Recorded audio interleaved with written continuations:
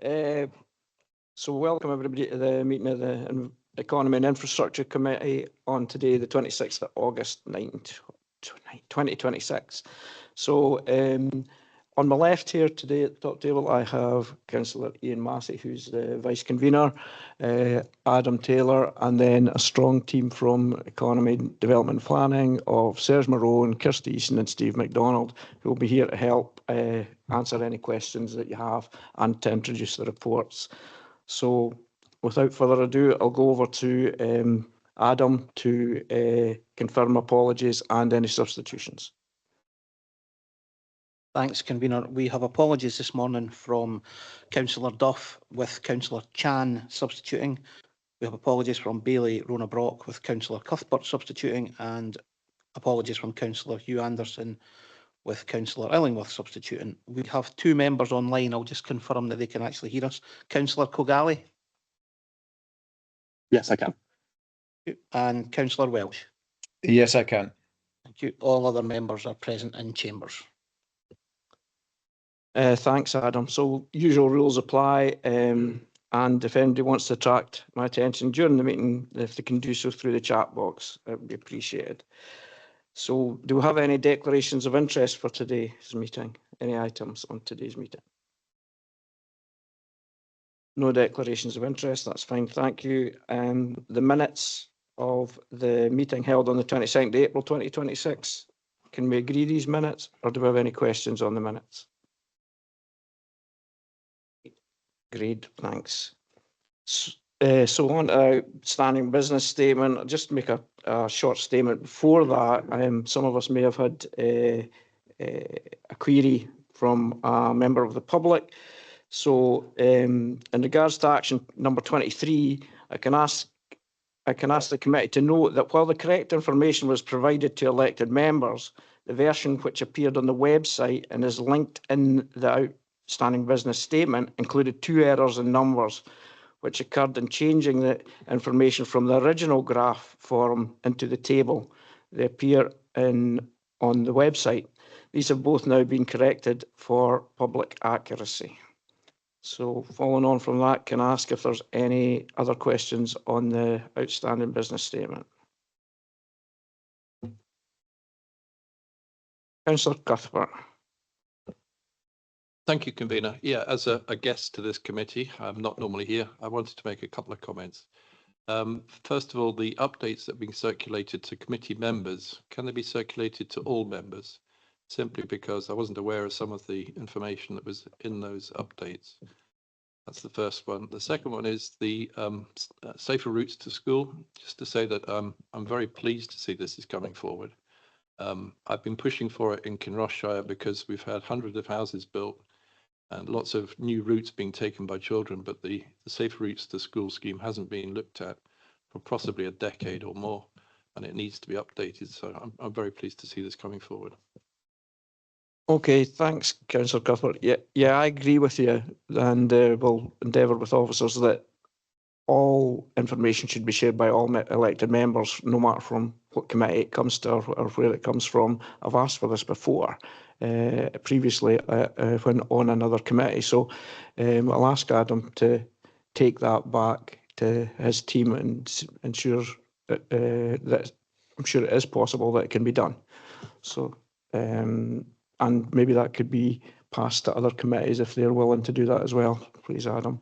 And on the second point, I note in the OBS it says that an expected update is in summer, autumn 2026. So I'm going to ask if Claire Mailer or MD has any update on that, if it will be coming to the next E&I committee. So sorry for dropping you on the spot, Claire, but any update you can give would be beneficial. Thanks. No.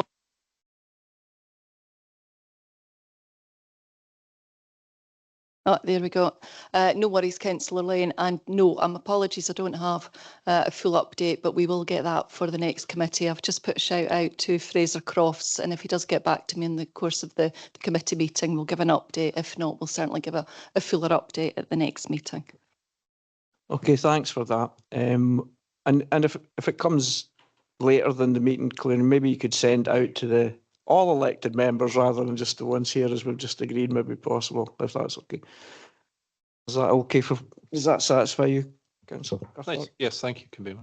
Thanks. Are there any other questions on the, or comments on the outstanding business statement?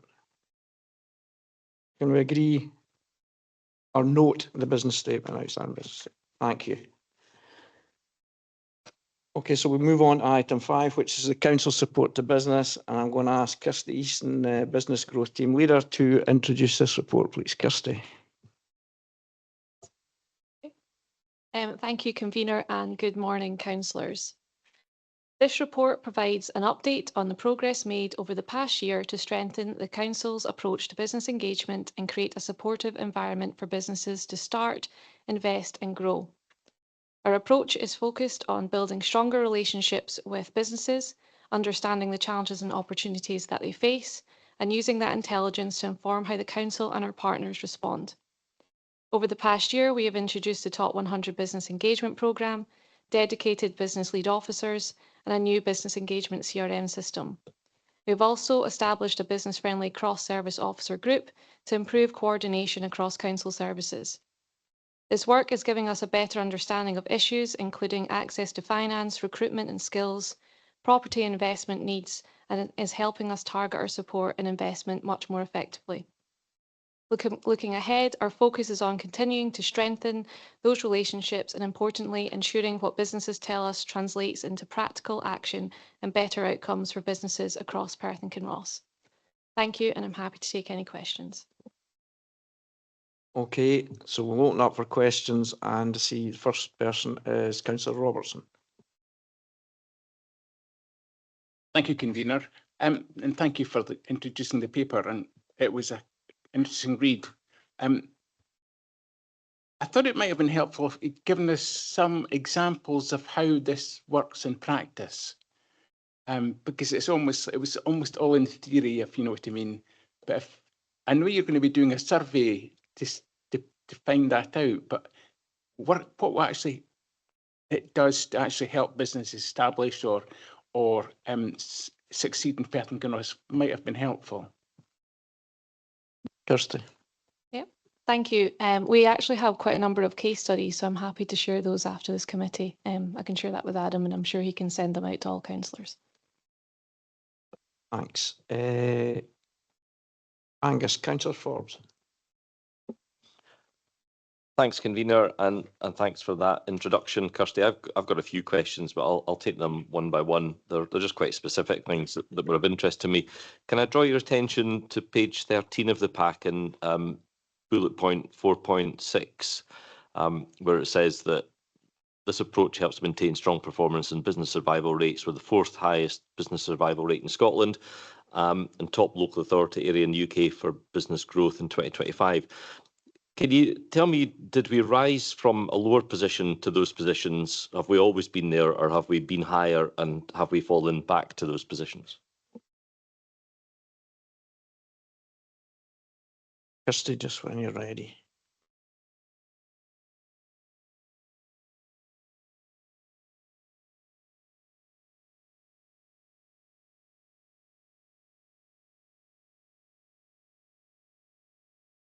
Oh, sorry. Yes, Serge. Yes, thank you for your question, Councillor Forbes. I think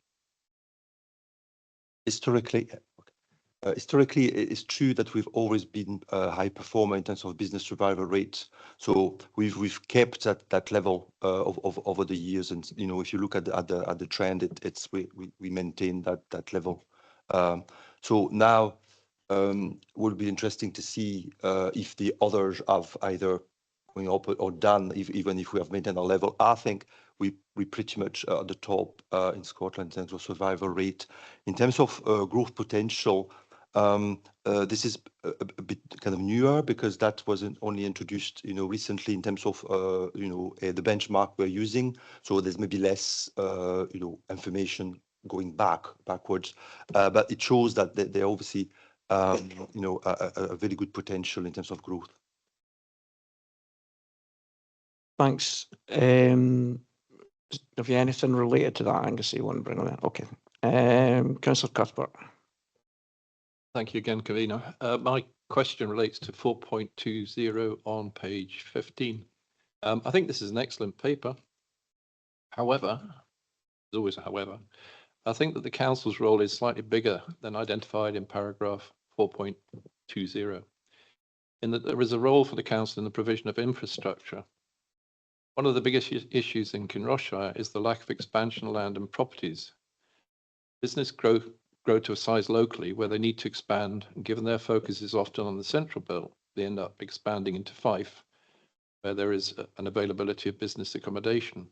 So my question is, can this be looked at with regard to LDP3, so we identify what's needed locally and then actually ensure that it's put into LDP3?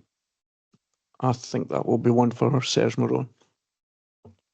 Thank you for your question, Councillor Cuthbert. Yeah, paragraph 4.20 is really focusing on the engagement element. So that's why I understand your question about where we're missing, obviously, the rest in terms of providing infrastructure to support the overall economy. So I take that on board for that. And in terms of making sure that we are taking into account employment land needs and business needs in the LDP3, I think we all in agreement that we will incorporate that. And I suspect as well, you're aware of the call for sites, that it has been done and we are going through the assessment currently. So that would give us a good indication of what the private sector or people, stakeholders are willing to do in each area of the council. But definitively, yes. Can I just bring in Nicola Sabaworsky at this point as well, maybe to expand on what Serge said? I mean, Serge gave everything I think I would say, but just, yeah, the call for sites, and we always have a focus on housing, but the call for sites pick up on employment land. We're running through employment needs as well. We're looking obviously across the entirety of Perth and Kinross in terms of what needs to be delivered, and those allocations will take account of that growth. If there's particular incidences, and clearly we work with the economic development team as well, if we're aware of larger amounts of land that is required. I mean, in terms of that allocation, we're allocating the land. What is then developed on that site could be very dependent on the owner. If it's PKC, then we know what could be brought forward as well. But absolutely, we're taking account of all of that as we develop LDP3. Oh, thanks, Nicola. Yeah, if I might come back, just to say that one of the issues with Kinrossshire is the council doesn't own any land in the area. The call for sites generally is well picked up for housing because Kinrossshire is a very attractive area to build houses. But in terms of business land and such like, there isn't as many sites coming forward. There's very few in a way. So it's a sort of a slightly unique problem because a lot of places have lots of council land that can be used or old buildings and so on. So it's really to ask officers to look at the question of whether the council could acquire land to actually put into the LDP3. And obviously that would have to start fairly soon if it's going to happen. Yeah, I would think that as you're saying, the problem is that the value of the land for housing will be greatly outweigh the value of land for commercial buildings, and the seller will be looking to achieve the best price for the land. So I think the local authority can make as many moves as they can within the financial envelope they've got, but I think that's possibly one of the difficulties that's slightly outside our reach. I don't know if you'd agree that that's possible. I don't know the answer. I know that CPIP can invest in land and so on. What has happened in Kinrossshire is we've seen huge growth in population. It's more than doubled in the last 50 years, 40, 50 years. And the actual business land has not increased at all, hardly. It's incremental rather than reflecting the actual growth in population. So people are having to travel to work, which creates all sorts of strains within the economy. You're now getting me asking questions, so I'll ask Nicola. Can we not put in a condition, and Ian might know as well, that part of any land that's being developed for housing has to have a commercial aspect as well? I mean, we wouldn't condition it in that way, but we could make it a mixed use site. So that's something that we could bring forward. So it would be clearly, as you say, if someone's put a site forward for housing, that's what they want to see it developed as. But a consideration is whether a part of that could come forward for employment, and that's been done in other places. I guess Aberfeldy comes to mind. Quite different, I appreciate, to Kinross, but that's the one that comes to mind as a mixed site in terms of ensuring that there is that employment land that comes forward in areas where there is the difficulty. In terms of as purchasing land, I mean, that's not the approach of LDP3, but we can certainly, we'll talk to economic development, we'll talk to estates if there's that possibility. That work's already going on. You've already mentioned what the approach that we can take. So if that is possible, then yes, we'll look at it. But LDP3 is really about where, and we have to ensure the land is developable. If something is going into LDP3, it has to be a suitable site and it has to be developable. Okay, thanks. I'll move on to David, Councillor Ellingworth. Thank you, Convener. Councillor Robertson asked my first question. The second question is about how big employers, big businesses in Perth and Kinross communicate with the council. Do they have a single, for example, do they have a single point of contact? Kirsty? Yes, so for example, if we're looking at likes of the SSE or Aviva, then yes, we have dedicated contacts within those, and we have monthly, if not 6 weekly meetings with some of these big businesses. But through our Top 100 engagement programme, these are businesses that turn over 35 million a year, so they all have a dedicated point of contact across the business growth team. That can be light touch, it can be more frequent. It really just depends on the business needs and what we've discussed at the initial concept meeting, but they do have a direct link into the council. Okay, thank you. That's a good answer. Thank you. Thanks. Councillor Donaldson. Stuart. Thank you, Convener. First of all, can I thank Kirsty Easton and the Business Growth team for this report. I think the contrast and compare with other Scottish local authorities, and especially on the growth potential at a UK level, I think is both encouraging and impressive. What I do want to ask is under 4.4, and we set out the various kind of target sectors, and one of them is financial services. And obviously we have Aviva in Perth, but if we look at Glasgow, and in particular Edinburgh with insurance and especially with the fund management industry, and Edinburgh's a major player, not just in the UK or in Europe, but in many ways globally. What potential do you think could exist there? And we're talking possibly 100, 200 jobs per company, exists for bringing the back office, middle office functions of those concerns to here in Perth? Is that something we made approaches on? I think through any of our investment promotion, we're always looking to target businesses within our key sectors because we've got a good business base already established here, so they'd be in good company. So for us, it is having these conversations with these types of businesses, identifying suitable premises, trying to attract them to Perth with our strong growing workforce. So these are certainly conversations that we can have with these types of businesses to attract to the area.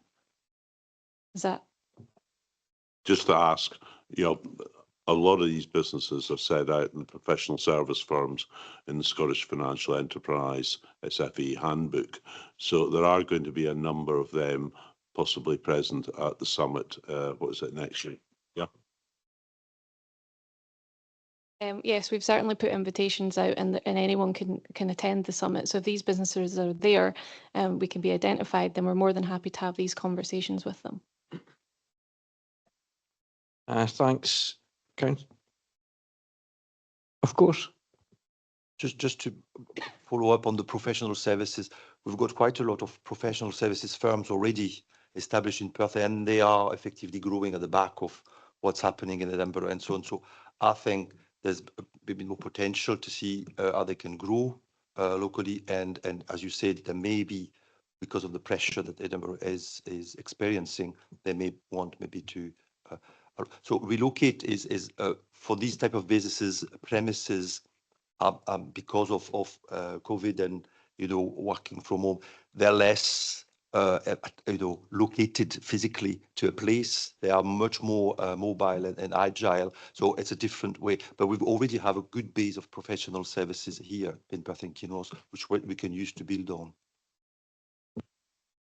Serge, thank you. And just say, I think the point is, in particular, professional service firms, that on average they tend to be, good payers, good quality service sector jobs, and that's the kind of thing I think we need in Perth. Thank you. Thanks, Alan. Councillor Watt. He's had a question. I'm on just about on the ball here, more than Celtic. Thank you, convener. Just kind of conversation slightly moved on from employment land, but there's quite a bit of employment land allocated in my ward, mainly in Auchterarder, and there's no ground being broken on it at all in over a decade.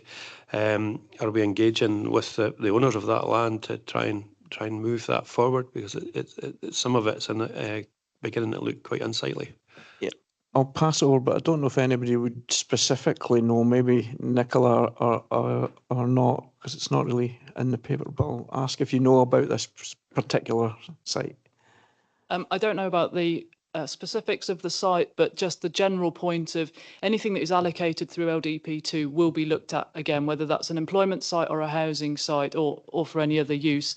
And if it hasn't come forward, as you're saying, then we have to wonder, is it worth carrying that forward as an allocation? So I don't know the specifics, so it will depend on whether they've come in for a call for sites again, depends whether they've put in any information. But if they haven't, then you're absolutely right. The suggestion would be they're not looking to develop that, so we wouldn't continue that forward as an allocation. Clearly, from an employment point of view, that causes an issue because then we have to find further employment land. So that's something that we do look at, though. Thanks, Nicola. Alan? You fine? Yep, thanks. Ken, Councillor Harvey. Thanks, convener. Thanks, Kirsty and your team for this report. It's, as usual, very readable and very good report. I just want to go back to a point mentioned by Councillor Cuthbert there in section 419 about identifying potential barriers, which is, I'm pretty sure, something that you try and do. Just want to dig into that a wee bit. Somebody at the back there mentioned housing is one of the issues. When one of the potential barriers, I would imagine, is not just the number of houses, but the type of houses. Is that kind of information and other kind of more detailed information fed forward when you're having these discussions and feeding in the information that you gather? Thanks.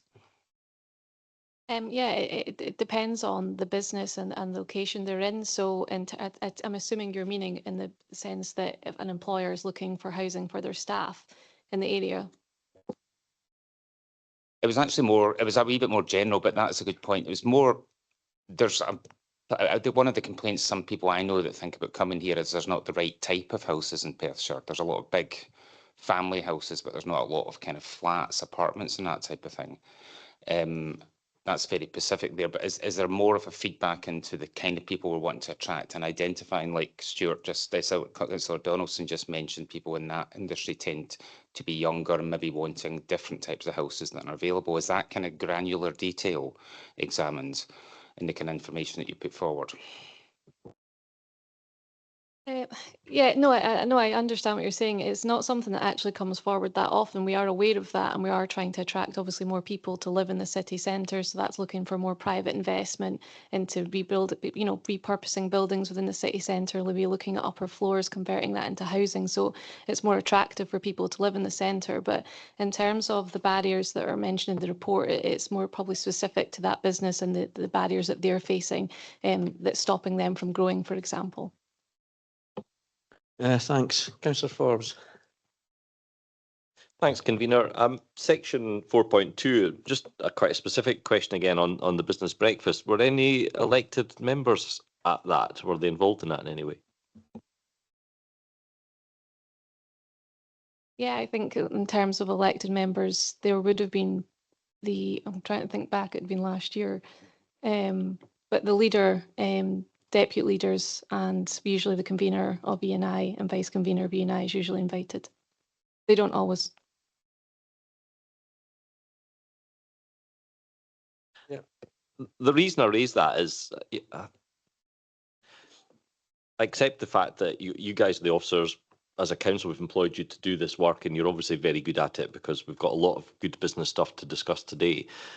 But sitting in amongst 40 elected members, there's actually quite a range of business experience. I mean, I have I have two businesses. I have built and sold a business in the past. I've built a business which failed in the past. So all good experience, and other members have that as well. I just wonder if you'd consider been a bit more collaborative with more elected members and not just the ones that you see as people who should be there, so the leader of the council, the conveners of committees, etc., but actually open up invitations to all of these things, to all elected members, anyone who feels they have the experience or has an interest in it. Sir. Thank you for your question, Councillor Forbes. I think that's an excellent idea, because and then we should have thought about it before. Yeah.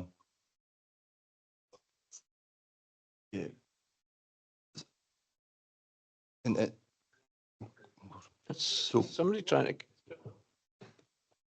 to. Sorry. Yes, I think this is something we should have thought. We have tried to do it in certain occasions. So we have had some breakfast. There was extended invitation. We had some roundtable discussions, and there was a few elected members which were not part of that because they had a specific interest in that specific discussion. Thinking particularly with the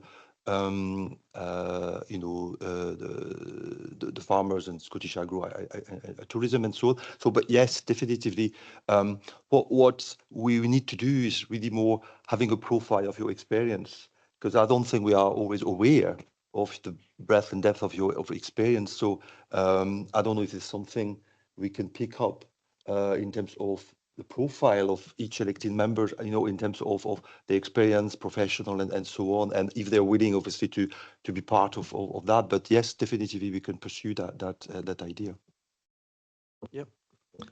I hate to use the word working group, because I think the last thing as a council we need is more working groups. But it might be sensible to just open it up to all elected members and say, does anybody have an interest in this? Does anybody want to attend these kind of events? And I certainly would. And I know the forum, which I think might be next Wednesday, I think is only open to group leaders, am I right, and presumably conveners and stuff like that. So there's no opportunity for people like me right at the bottom of the food chain to say, well, actually, I think I can contribute to that, and I'd be happy to come along. I'm not asking for an invite. I don't even know if I'm available because I don't know what day it is. But things like that, I think it would be useful to just make your willingness to engage with elected members on that particular point more open. Yeah, I don't think there's any would be any intention to disbar MD from being there, because I think, as I've said often, that we should be using all our talents and we should be working together, collaborate for the best of Perth and Kinross. So I think it's a good idea, and it's definitely worth exploring, and it'll not be for everybody. Not everybody wants to go. It'll have to be, obviously, the offers there, but you'd only go if you feel that you can add something to the discussion rather than just be there. So take that up with and keep you informed on that, Angus, if you're happy with that. Okay, thanks. Your next question. Is that that's good? Okay, thanks. So I'll move the report then. This report demonstrates the progress made over the past year to strengthen the Council's approach to business engagement and develop more proactive and coordinated relationships with businesses across Perth and Kinross. It is encouraging to see the progress made through the Top 100 Business Engagement Programme, improved use of the business intelligence, stronger cross-council and partnership working, and increased opportunities for businesses to engage directly with the Council. Importantly, this work is helping us to better understand the challenges and opportunities facing our businesses and ensure that this intelligence informs our priorities, investment decisions, and the support we provide. I therefore move that we agree the recommendations as set out in section 2 of the report, and I'd like to ask Councillor Massey to second, please. Thank you, Convener.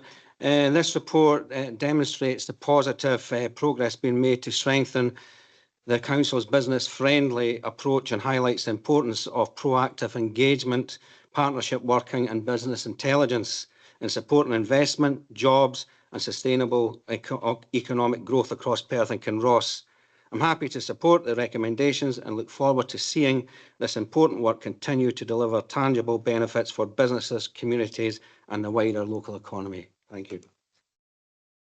Thanks, Councillor Massey. Do members have any comments on the report? Oh yeah, I haven't looked back there. That'll be Councillor Angus Forbes then to comment. Thanks, Convener. I'm really pleased with this. I think you guys have done a really good job. It's a really easy to read report and there's lots of good information in it. So I'm grateful for everything that you do. I visited a fairly large employer in my ward last week. I won't obviously name names, but Kirsty been in to see them and they were really pleased with the service that they're getting from the council. They like that one person approach, which I think is really valuable. I think I just finished by suggesting that that's great for big businesses. And I know it would be impossible to deliver that for every business, but there are smaller businesses out there as well that could probably benefit from that. But really happy with everything I've read today. So thanks very much for all that you do. Thank you for those words. Thanks. Councillor Donaldson. Thank you, convener. Can I just say, I think this is a very positive, very encouraging report. I think perhaps at times in Perth and Kinross, we do ourselves down a bit too much. This, I think, is very upbeat. And I think it's really what's contained in 4.6 of this report. In Scotland, out of local authorities, we've got the 4th highest business survival rate. That's encouraging. What I'd actually quite like to see a bit more on is the figures on growth potential, where it appears we're the top local authority area in the UK for business growth potential. I certainly would find that report interesting, and I think others would too. But well done, and it's very encouraging. Thanks, Councillor Donaldson. Dave, Councillor Cuthbert. Thank you, convener. I attended an anti-poverty task force meeting yesterday. My own view is that employment is one of the solutions to long-term anti-poverty and addressing the situation. So I think this is hugely important. I think the report's good. It's focused in the right direction, and we need to really move forward as fast as we can to get more good employment jobs in the area. Thank you. Thanks. Ken, Councillor Harvey. Yeah, just want to echo the other comments as well.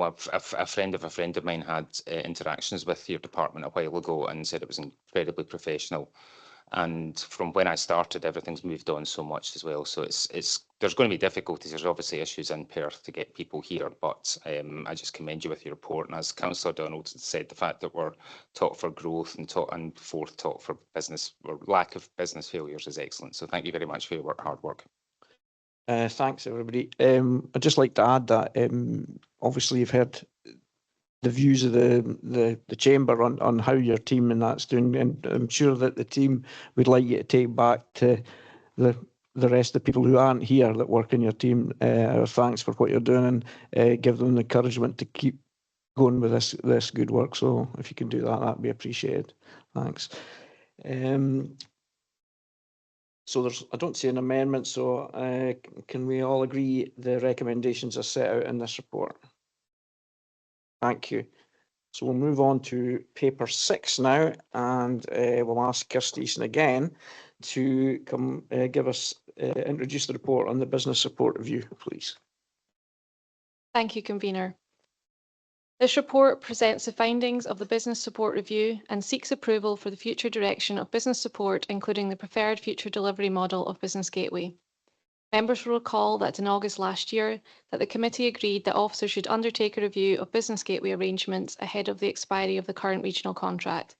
As Business Gateway forms a part of a wider business support ecosystem, officers took the opportunity to undertake a broader review of the business support provision across Perth and Kinross. The review considered the strength of the business base, the effectiveness of the current support arrangements, service performance, business feedback, and partnership working. Overall, the findings are positive. Perth and Kinross has a strong and resilient business base. Businesses have access to a comprehensive range of support, and current arrangements are delivering positive outcomes. The review did identify opportunities to strengthen collaboration between partners, improve referral pathways and customer journeys, and increase our focus on entrepreneurship, inclusive enterprise, and businesses with high growth potential. However, the evidence found no case for a fundamental restructuring of the existing business support ecosystem or withdrawal from the regional Business Gateway model. 4 options were assessed, and the preferred option is option 4, which is continuation of the regional Business Gateway delivery model with enhanced local delivery priorities, which will retain and strengthen the value of the current model while allowing greater focus on local priorities and improved partnership working. Recommendations before committee are therefore to approve option 4 and continue the participation in the regional business gateway model while strengthening our integration across wider business support ecosystem. Thank you, and we're happy to take any questions. Okay, do we have any questions on this report?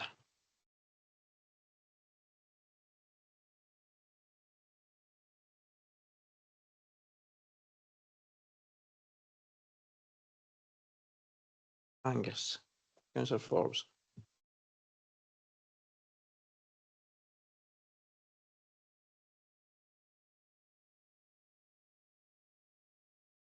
Can I refer to 7.1? It's the table near the bottom of page 27. And it's just a couple of specifics I didn't really understand when I was reading this. So the second last and the last box are what I'm interested in. The second last box is a number. I just wondered why it wasn't a percentage. And the last box, I don't really understand what that means. Business gateway unique customer accounts per annum.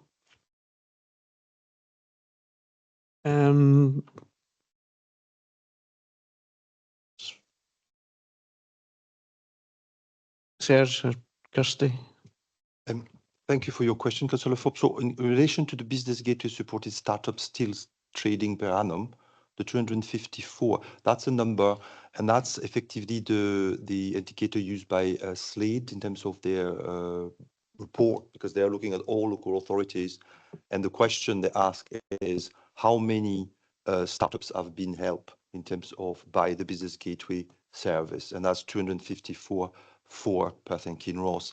The family group is giving you the average of the other local authority, and Scotland give you so the average of Scotland. So we are above effectively in terms of the number per annum.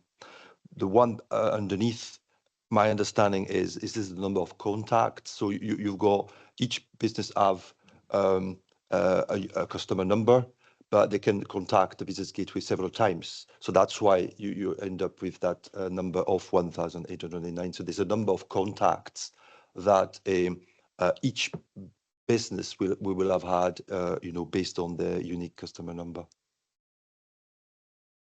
Yeah, can just clarify the answer to the first part of the question. Does it not say it's about the number of startups still trading rather than the ones just supported? I think that's what you said. It was just one supported, Serge, but... Sorry, yes, it's the one which have started to trade. They're trading. So that's how they counted in the indicator. Thanks, Angus. Thanks, Serge. On the last one then, I'm still not quite grasping this. So business gateway unique customer accounts per annum, I would have thought a customer account would be Joe Bloggs Plumbing. That would be the account. And then if they contacted business gateway 20 times, does that mean out of that 1,809, there would be 20 contacts, or is that just one because it's just Joe Bloggs Plumbing? I hope there's not a business called Joe Bloggs Plumbing now. I think you've got shares in.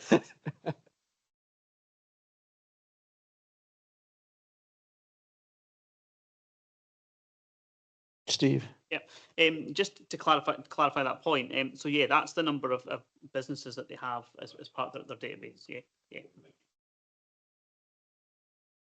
Are you okay, Angus? Good. Councillor Donaldson, Stuart. Thank you, convener. Again, thanks for the report.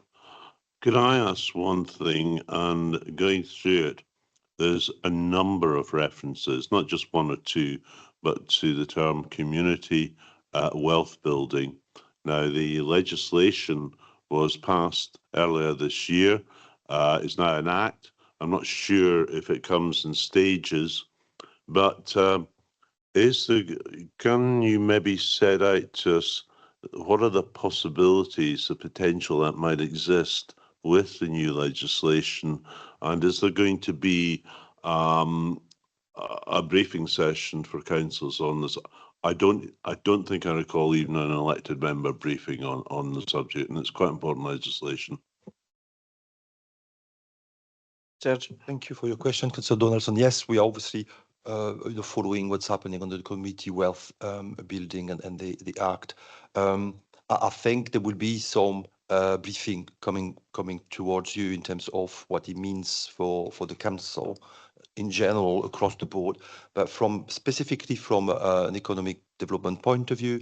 The community wealth building is really focusing on key areas, one of them being employability, but also procurement in terms of local supply chain and the use of public assets. So there's a wide spectrum of intervention that can come in. So from our point of view, I think that's why there's a reference in the report quite a lot, is to look at how effectively businesses in general can contribute towards community wealth building. So it's much more some of the social returns. But as mentioned by Councillor Cuthbert, by providing employment, it's already providing an opportunity for people, to have a steady income, which obviously have a social impact.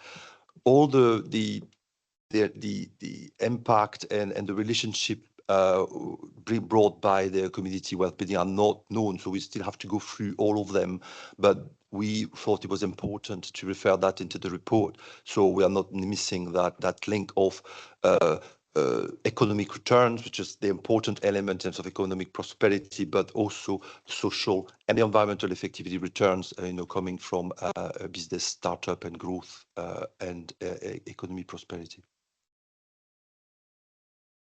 Okay, can I just follow up? Certainly, I think it'd be helpful, and I see here it's not just economic business development, it's got wider implications for other aspects of the council's work. But certainly, I think it'd be helpful to have a briefing, to have more information on this. But can I ask, just as a follow-up, it states that the local authorities have a duty to work with local public sector partners, such as NHS boards. Now, this is specific. Does that also include housing associations? Yes, and we do. We work with housing associations, and in fact, so there's obviously the housing provision, which is the important element because that's the core element. But it is also what's happening, when the housing are built. And when they are maintained and so on. So there are relationship, with them. We could do more in terms of our relationship with the construction industry in general, and who is effectively purchasing that from the construction industry, including the housing association. Okay, thanks, Councillor Harvey again. Thanks, Convener.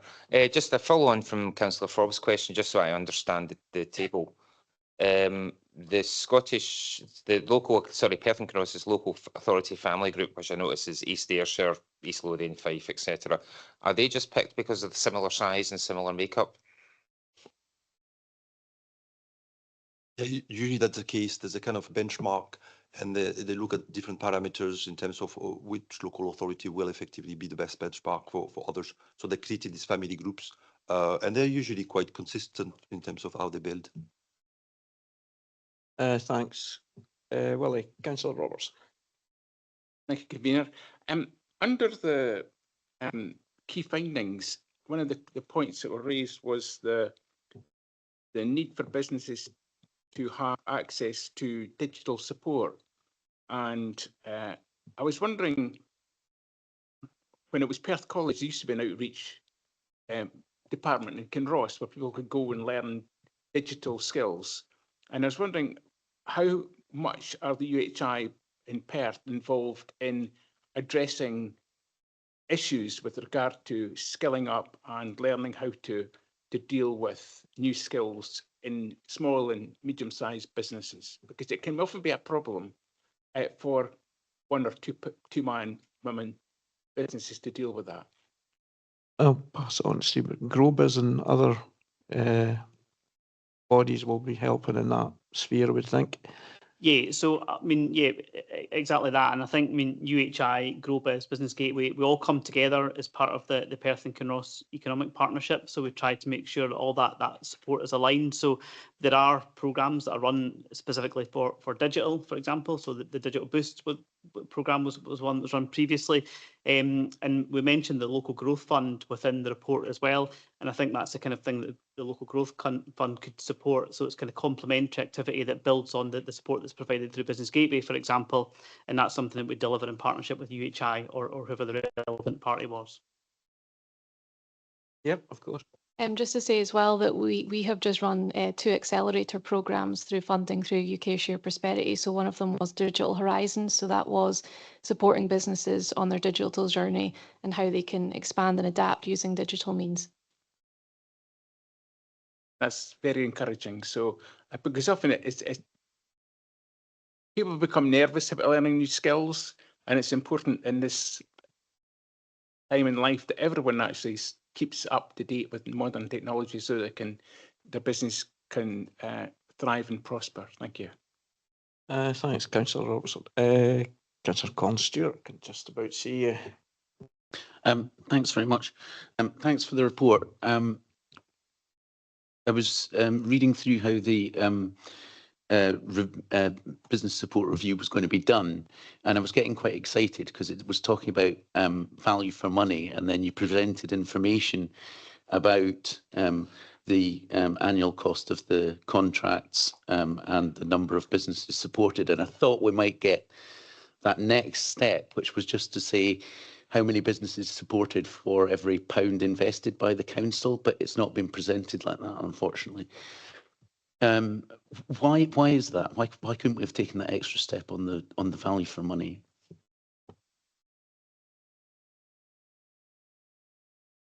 Thank you for your question, Councillor Stewart.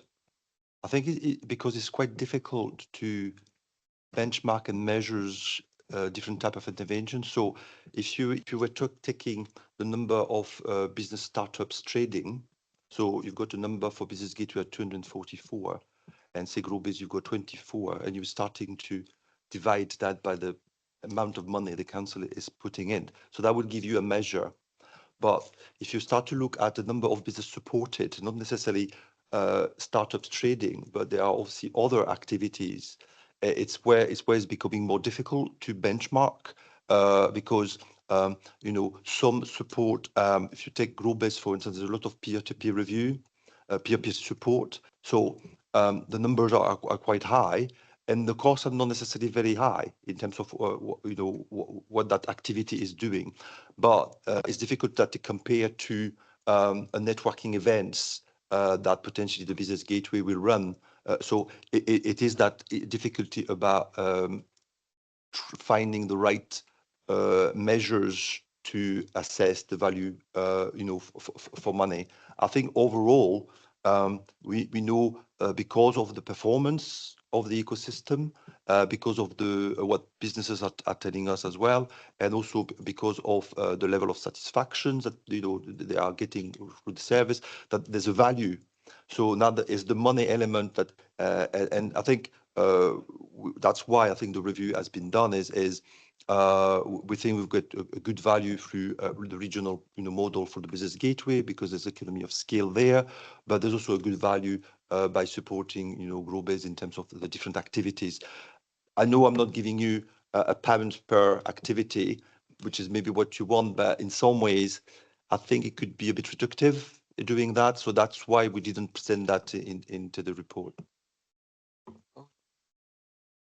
Okay, I mean, one of the examples you gave there was the peer-to-peer support provided by GrowBiz, and I noticed that in some of the business survey work that was done, that was one of the key feedback from businesses was something that they valued. I mean, there would be other ways of doing it. So you could, for example, say the number of employees supported in the companies accessing either Business Gateway or GrowBiz, or the economic turnover and economic activity generated per invested. I would have found that really useful. If I can move on to the next question, or do you want me to let somebody else go? Well, is it related to? No, it's not related to that point. I don't think Angus has asked one, so I'll come back to you if that's okay. Aye. Well, it'll be your second one then for his second one. Thanks, convener. I said in the text it was in the chat it was 5.3, but I've got a few questions, so I'll move on to some others, but that's okay. I'm looking at 12.6 and I don't really quite understand what that would mean in a practical sense. So I wonder if there's any examples you can give, or perhaps just elaborate a bit more on 12.6 for me. Who wants to take that one? So it's on 12.6, yeah. Yeah.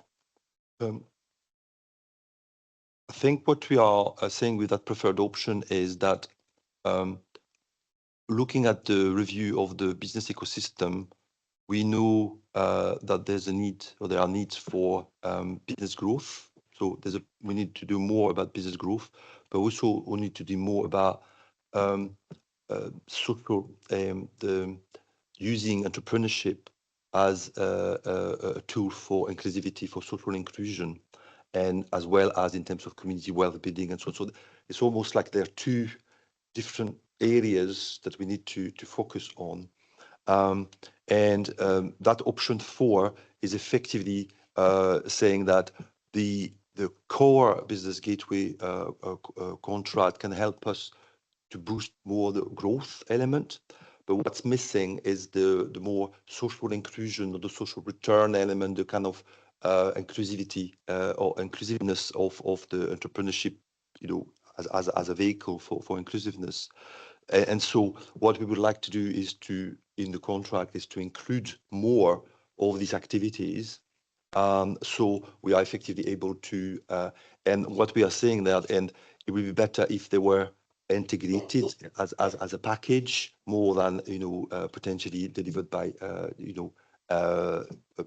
different organizations or in the different ways. So it's offering that opportunity to bring that together into the next version of the contract, and that can be done through there's a contract, and you can have appendix to the contract. You can identify a very specific amount of money to target these type of activities in the contract. Is there any kind of major key change in the way it's been delivered now to the way it will be delivered in the future that you think is important that we know about, whether that's the cost of delivering it or the method? What's the big change?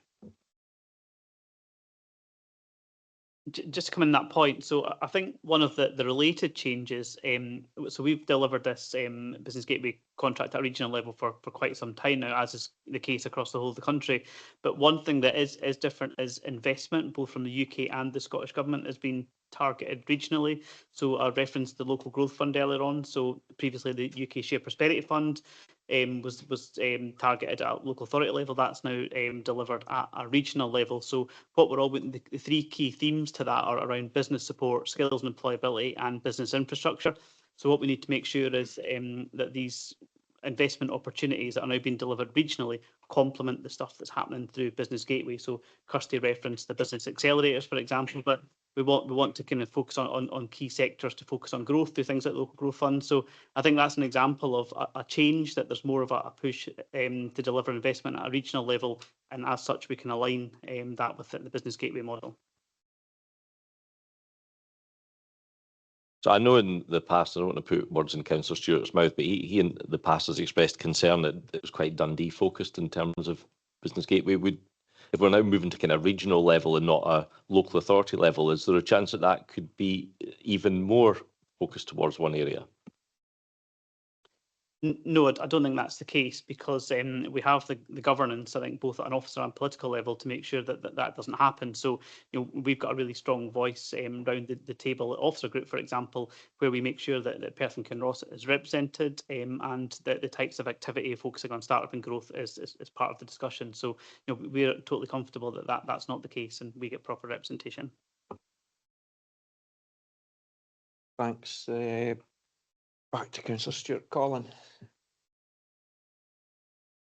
Okay, thanks. Well, in that case, Councillor Forbes shouldn't feel inhibited about putting those particular words in my mouth. If I can follow up on his question on 12.6, please. I also don't understand what this means, what the actual option 4 is. So the description 12.6 says we would continue to participate in the existing business gateway delivery model while strengthening local delivery priorities through greater integration of specialist business support activity currently delivered by GrowBiz and other delivery partners. And if I then look at the table in section 13.6, there is no mention of GrowBiz. So what are we specifically integrating into Business Gateway that means that GrowBiz doesn't appear in 13.6? So you've got a description of the type of activities we're talking about in 12.7, and that's what I was trying to describe in terms of using entrepreneurship and the social inclusion outcomes through entrepreneurship and so that's the type of activities that we would like to boost in the contract with the Business Gateway.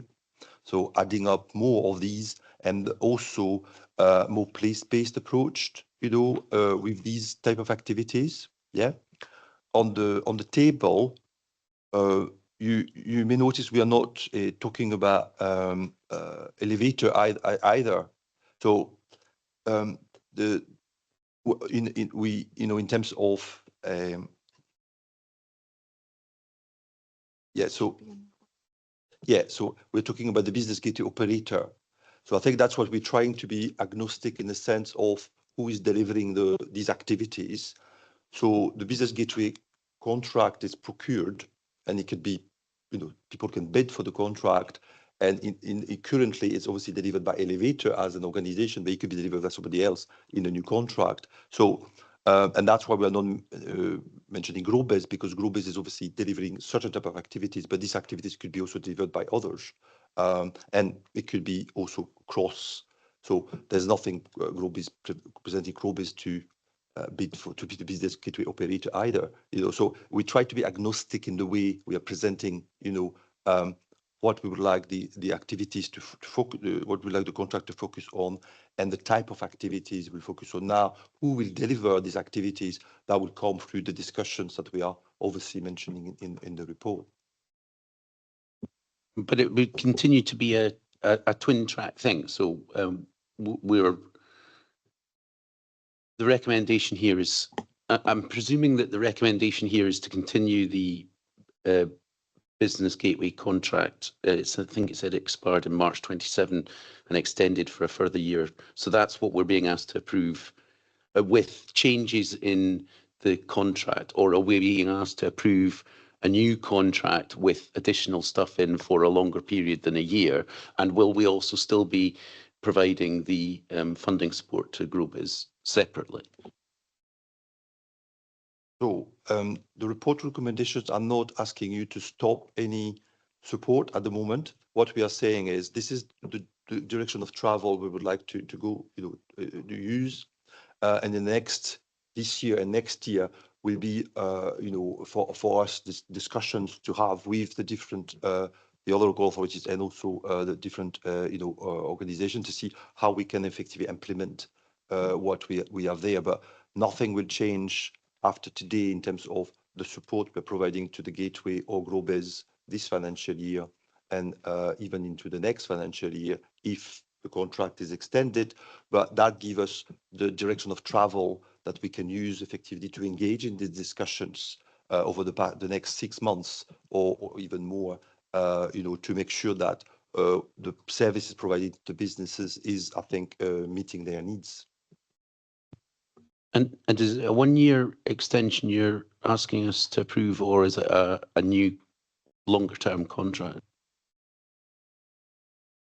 So at the moment, from the business gateway side of it, there's only the possibility to extend that for another year. It cannot be extended furthermore. It will have to be reprocured, after March 28 if it was an extension following March 27. So we are not asking you to commit to a long-term, contract as it is. It will have to be reprocured from a business gateway point of view, either after March 27 or after March 28. Okay, so that's fine. So we would go, so the contract with, the current contract with Elevator for Business Gateway will terminate either in March 27 or March 28 and then be reprocured on the basis of these realigned priorities. So is it going to be extended from 27? Are we being asked to extend it from 27 to 28, or how does that extension happen? So as part of the steering group and the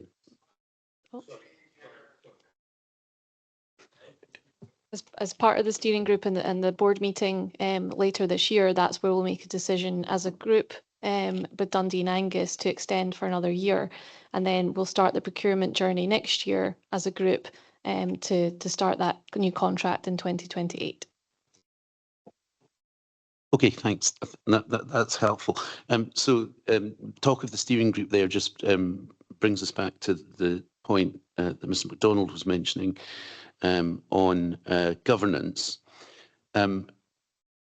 One of the options that has been discounted through the appraisal process was the option to bring it in-house. And I understand the point that you were making about the regional delivery of the investment monies, but did you take into consideration during the appraisal process the dissatisfaction that had been expressed by members across political parties in the council with the way that Dundee City Council had managed the Business Gateway contract rather than the actual performance of Business Gateway itself?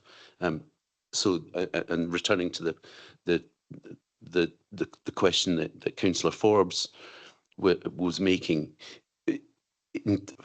or let me put it another way, when it comes to re-procuring the Business Gateway contract, will we be also considering where is the best local authority to host the management of the Business Gateway services?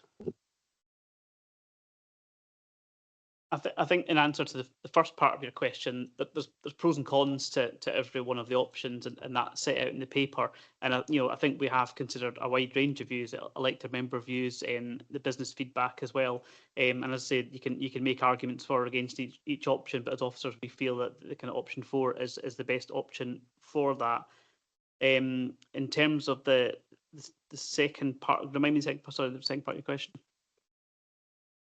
Yeah, in terms of the host authority, yeah. So I suppose looking back to when this was originally set up, which is going back to 15 years ago or whatever it might be, nationally that decision was taken not to engage with 32 local authorities. It was taken to engage with the regions, and Dundee was nominated at the time as our lead partner, and that's replicated across the whole of Scotland.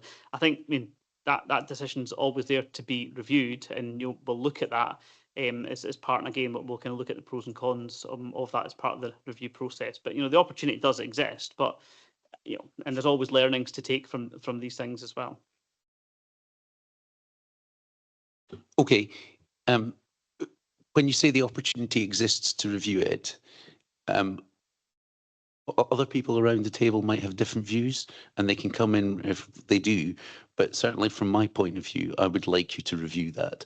I think it's been a running sore, the way that the Business Gateway contract, not the way that it's being delivered by Elevator, but the way that the Business Gateway contract was managed. And I think it would be, given that we've just had that excellent previous paper in terms of the high performance of economic development in Perth and Kinross Council, and the usefulness and effectiveness of the staff in economic development here, I think it would be useful to enter into a conversation about where that contract is best managed from. Thank you.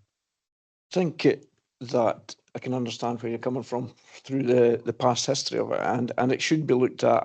I do think now that the officers that we have here and the concerns that have been raised in the past, that there's a lot stricter control and monitoring of any actions that are taken and spending money. So that's why I think confident, happy to go forward to 2028. But nothing should be off the table when you do a review and look at anything, including of who actually is the host local authority. So I think that should be included in the review. But I'm quite confident with the people on our side of it, and the fact that business gateway meetings, board meetings, and that will be hosted in PK and 2 High Street moving forward for a period of time. So I think on that basis, the officers have heard what you said, Colin, and we've, been on the same side on this for quite a while and done what we can to bring it to attention. So personally, I'm quite happy to go forward 2028 with the assurance that everything's on the table when it comes to the discussions. Thanks. Are you okay with that? Okay, thanks. There are no other questions. I will move this report then. This has been a comprehensive review of business support across Perth and Kinross, considering the strength of our business base and the range and effectiveness of support available. The contribution of council-led and funded services and the future delivery arrangements for Business Gateway. The findings are positive. Perth and Kinross has a strong and resilient business base. Businesses have access to a comprehensive range of support, and performance and benchmarking demonstrate that the existing arrangements are delivering positive outcomes. The review also identifies areas where we can continue to improve, particularly around awareness and navigation of support, referral pathways, entrepreneurship, inclusive enterprise, and targeted support for businesses with high growth potential. Importantly, the review found no evidence that withdrawing from the existing regional business gateway model or fundamentally restructuring current arrangements would deliver better outcomes for these businesses. 4 options for the future delivery of Business Gateway have therefore been considered. The evidence supports option 4 as providing the strongest overall balance of performance, value for money, strategic alignment, and future flexibility. This approach allows us to retain the proven benefits of the regional business gateway model, including regional expertise and economies of scale, while strengthening local priorities and targeting investment towards areas where it can deliver the best additional value. It also provides a clear strategic direction for future commissioning and partnership discussions, ensuring that business support continues to evolve in response to the needs of businesses and the economic ambitions of Perth and Kinross. On that basis, I'm pleased to move that we agree the recommendations as set out in section 2 of the report. I can ask Councillor Massey to second, please. Thank you. I'd like to thank Kirsty for such a clear and easy report. The report provides a thorough review of business support across Perth and Kinross and shows that our current approach is helping local businesses succeed. I'm pleased to support the recommendation and happy to second the report. Thank you. Okay, do we have any comments on the report? Councillor Cuthbert. Thank you, Convener. I would concur with what Councillor Stewart is saying. I think we should be reviewing which authority delivers it, even possibly looking at bringing it into Perth and Kinross, managing the contract for the other councils. So I just wanted to make that comment. Thank you. Any other comments? No other comments. Can we agree the report? Thank you. So we'll go to paper 7 now. It's Perth Kinross Economic Action Plan 2025 to 2030, and it's the annual progress report.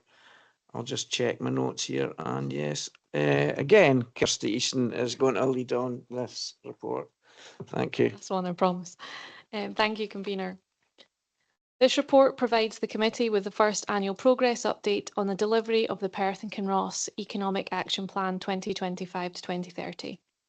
The action plan was developed with the Perth and Kinross Economic Partnership and provides the framework for delivering the ambitions set out in our economic strategy.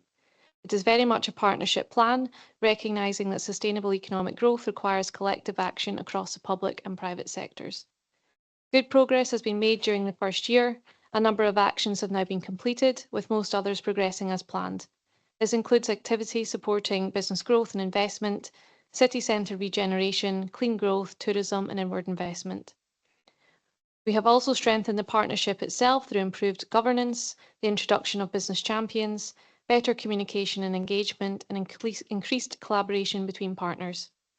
Importantly, the action plan is intended to be a live document. We will continue to monitor progress, respond to changing economic circumstances, and review our actions to ensure that they remain relevant and focused on where we can make the greatest impact. Looking ahead, the Perth and Kinross Economic Summit on the 9th of September will provide an important opportunity to bring businesses and partners together and help inform the next phase of delivery. Overall, the report demonstrates positive progress during the first year and a continued commitment to working collectively to deliver our economic ambitions for Perth and Kinross. Thank you, and I'm happy to take any questions.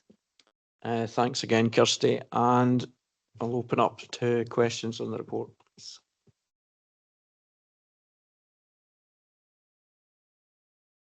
Angus, Councillor Forbes.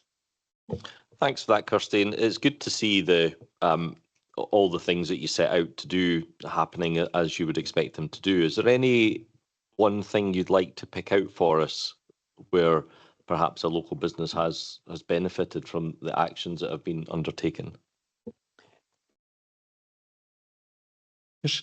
Yeah, and if you've got some to hand, that'd be useful, Kirsty. But maybe the same answer could be to what was to the first paper, that you could send some case studies to everybody after, as well as anything you want to speak to respond to Councillor Forbes. Absolutely, we can share some case studies after this. I think there's a lot to choose from over the last year. In terms of working with businesses, I think I've really been pleased to bring on our business champions. So we've identified 3 local businesses that are of various different sizes and scale in terms of sector. Working with them to help us champion the area, using upon their expertise, their knowledge, their experience in that sector to help drive and encourage other businesses to be in that area. It's always nicer hearing from a business than just someone from the council. So it's great to have the business champions on board. So I think I'm particularly pleased about that.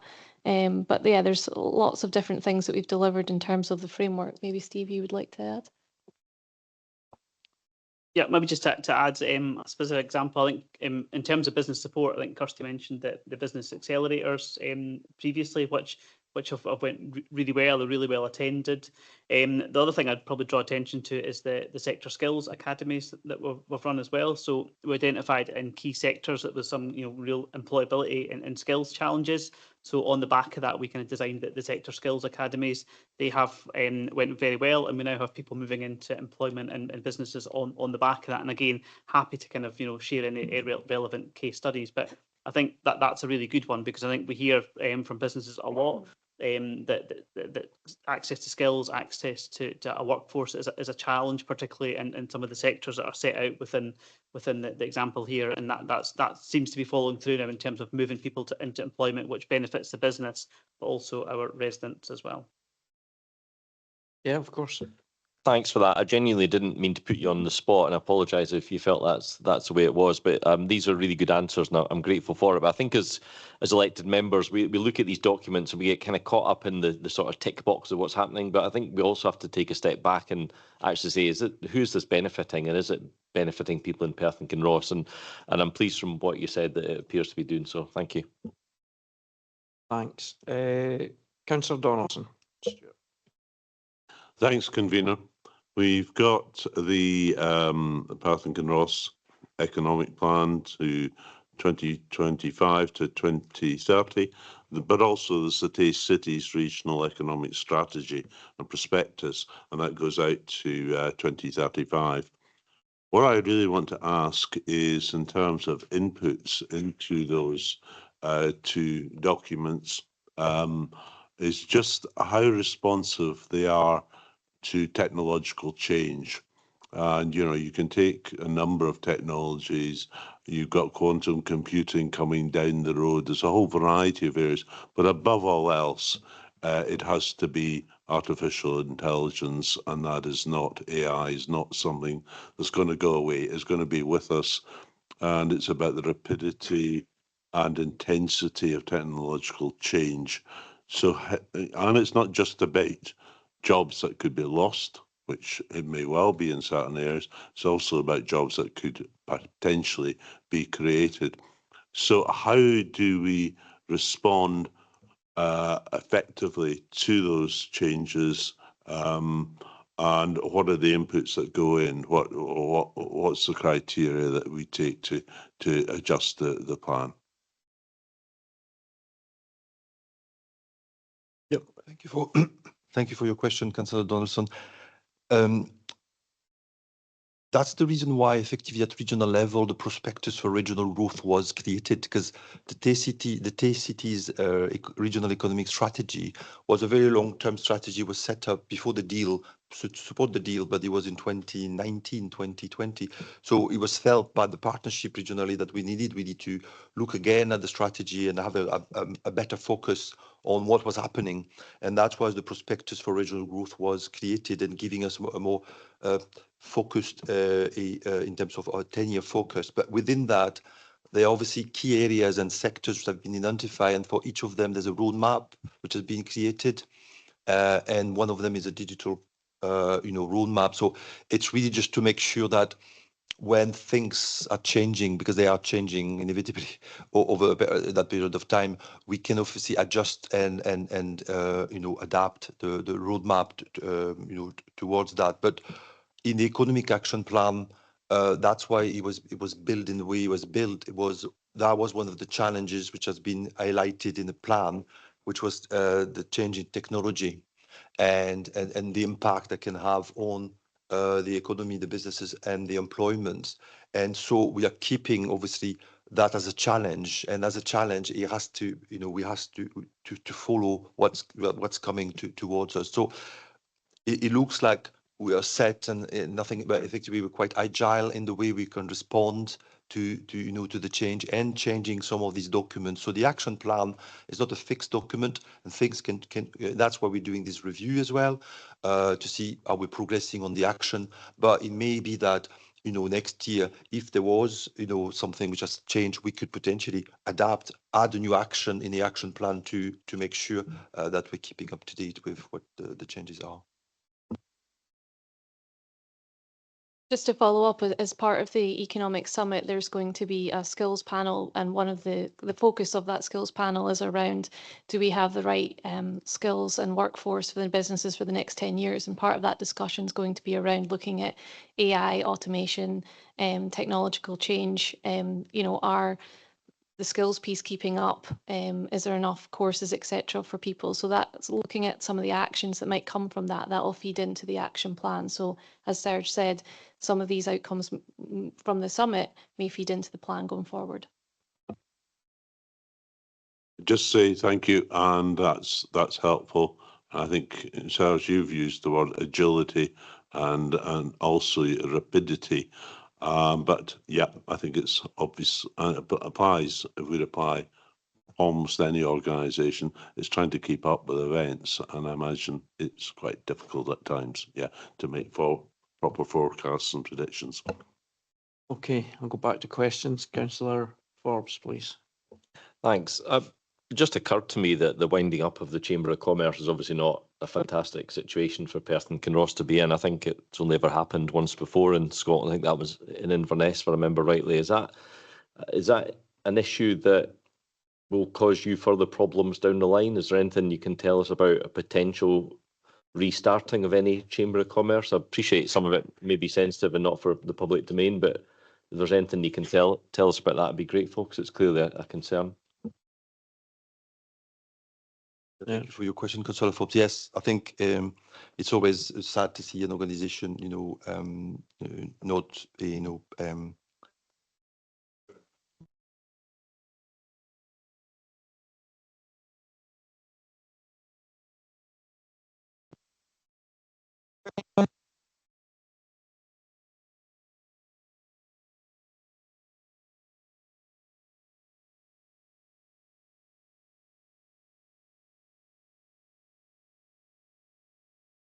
I don't think I've come off of that.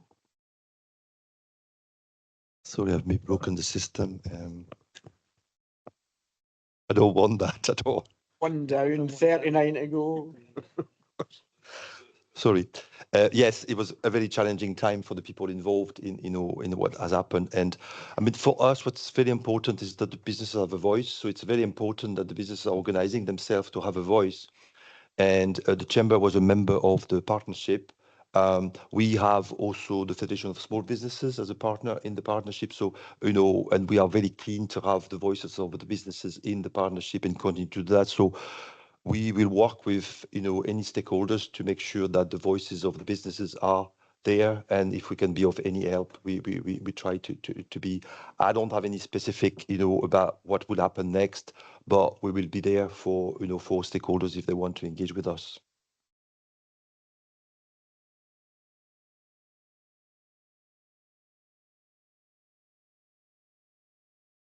Okay, thanks for that. Councillor Stewart. Thanks, convener. Thanks very much for the report. If I refer back to the report 5 on the agenda, where we were talking about the business intelligence gathered and that identifying several recurring themes affecting local business. And there's 5 bulleted points, including access to investment, redevelopment of properties, workforce recruitment, availability of employment land, and navigating planning processes.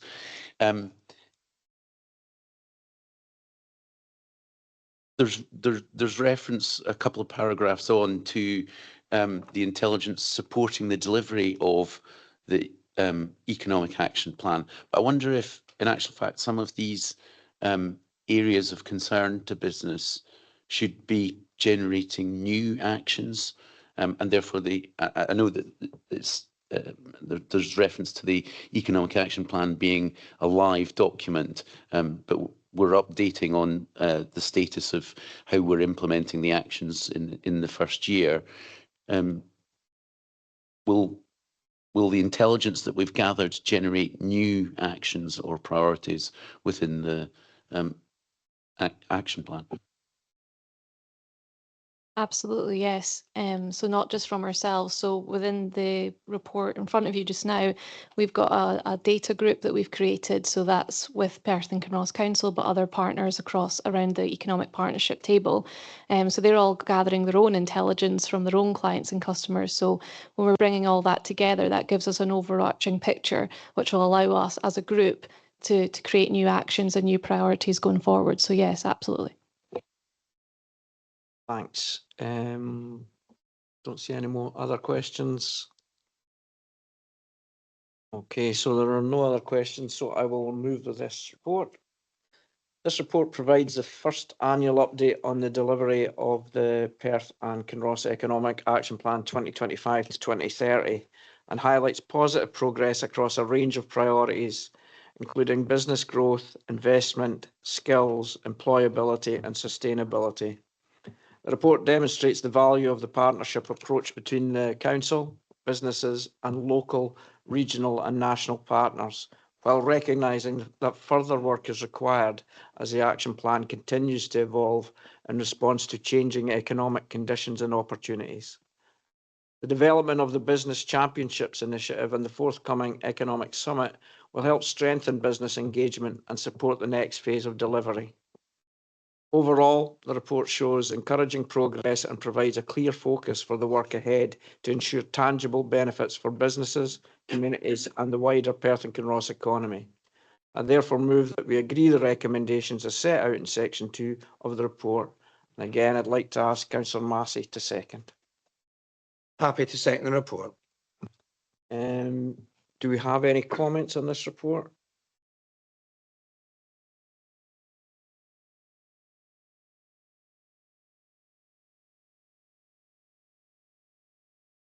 No comments at all. So I'd just like to thank the whole team for bringing this forward and continue to move forward in a positive way. And again, pass on the thanks to not just yourselves here, but some of the people in the back row and some of the people that aren't even here today. So if you pass on my thanks and the rest of the committee's thanks to the good work that these reports have shown. So thank you. I don't see an amendment, so are we happy to agree this report? Agreed, thanks. I think we'll have a 5-minute recess to let officers shuffle around and let us have a respite break. Thank you.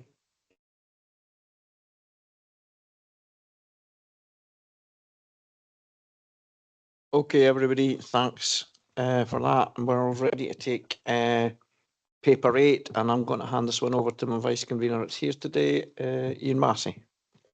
Thank you, Convener.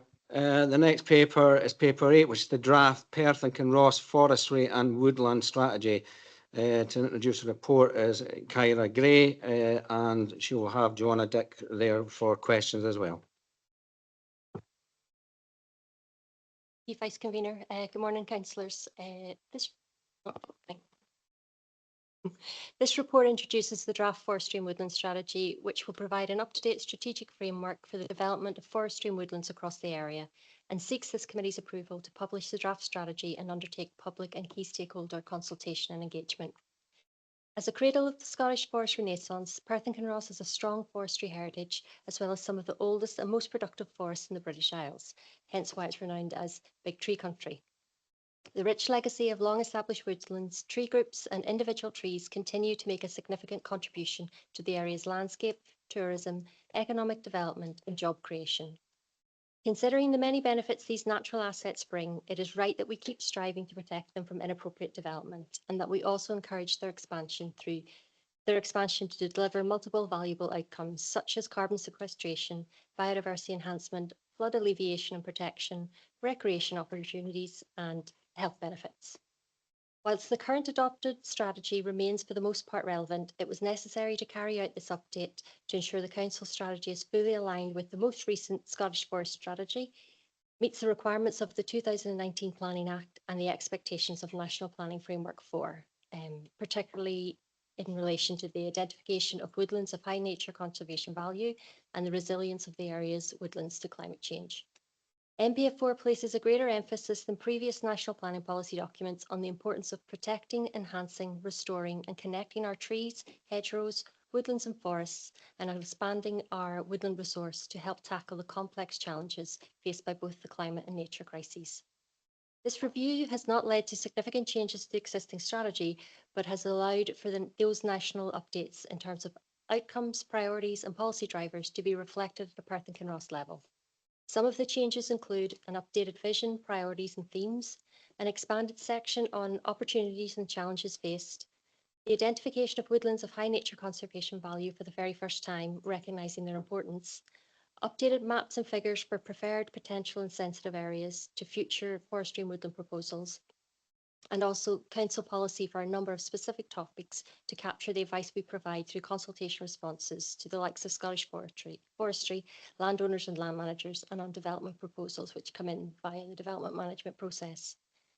Through providing up-to-date advice, sources of information and clear policy guidance on what the council expects to see in proposals, the strategy aims to address uncertainties for land managers and improve our consultation responses in our role as a statutory consultee on forest management and creation proposals, and in our decision-making on development applications.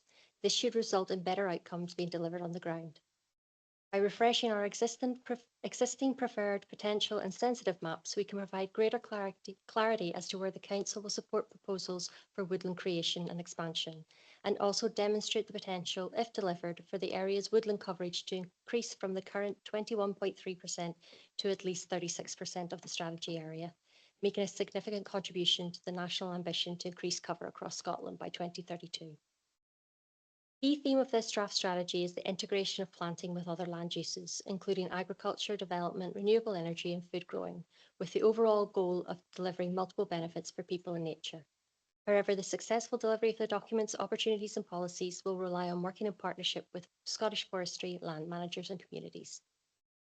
A range of engagement has already taken place to date with colleagues within the Council and also externally with some of our key stakeholders. And the proposed consultation to follow will seek to build on this and provide further opportunities for views to be heard and to encourage stronger connections to support future partnership working. Following that period of consultation, the document will then be reviewed considering any feedback received, and a revised strategy will be brought back before this committee at a later date for your consideration. Thank you, Vice Convener. That now concludes my presentation. Joanna and I are happy to take any questions. Thank you. Are there any questions on the report? Councillor Cuthbert. Thank you, Vice Convener. My question relates to climate change. I see it's covered in 5.1 on page 122 of the pack. My interest really is trees take a long time to grow, up to 50 years plus, whatever. I'm just wondering how you can take that into account and what species you're going to be looking at, given, I think it says drier conditions going forward. So are we looking at palm trees rather than fir trees, for example, or where are we heading with this? And how do you take into account this climate change? That on? Yeah, thank you for your question. So Scottish Forestry are doing quite a lot of research on this at the moment, and taking into those kind of climate projections is part of the forestry design process. There is a map of the United Kingdom based on seed sources for different species and their climatic preferences. The current advice is to go 2 degrees south from where we are just now. But it is a very hot topic, and it's been discussed a lot about, will our trees be fit for the future? Will, beech, which is native in England but not native to Scotland, will we start accepting that as a naturalised species? So I think it's something that we just need to keep up to date with as guidance is updated and changed. But the advice currently is 2 degrees south. Thank you for that. Councillor Carr. Thank you. I just had a quick question around landowners that choose not to kind of follow good practice and remove trees or woodland without consultation on anything. Are there consequences to these actions, and are they enforceable? How might we prevent landowners from doing that? I think there's kind of 2 areas there. So if you mean in terms of development, so it does happen, and we are seeing it more and more that a development site, the trees are cleared preemptively before the planning application comes in. That is something we've raised with Scottish Forestry and Scottish Government, and we were hoping that MPF4 would have a policy on it. It doesn't. It's something that we've identified in this document, and that we just make really clear in our pre-app process. Scottish Forestry have gotten involved previously, and they can put something in place called a replant notice. But it is a difficult area in terms of other trees. So if they are protected by a TPO, if they're within a conservation area, then they are protected. And our tree enforcement officer has and does serve notices, which again is most likely to replant and restock. And within other areas, it really does depend on Scottish Forestry, but we work really closely with them. We have annual reviews with them, and that does help, I think. Thank you. I was just going to add a wee. Oh, sorry. So I would also say, as part of the LDB3 site assessment process, that's something that we look at what's present on sites, and that will become site-specific requirements to retain existing trees. So if proposals come to us where they've been preemptively felled, then we can ask for compensatory measures. Okay, thank you. Councillor Forbes. I think if I'm grasping this correctly, this is an updated plan to what was there before. Are you able to just give a quick short summary of what the changes are? Because I'm obviously looking at 100 and something pages, which I've never seen before. So is there any key points that we should be aware of that have changed?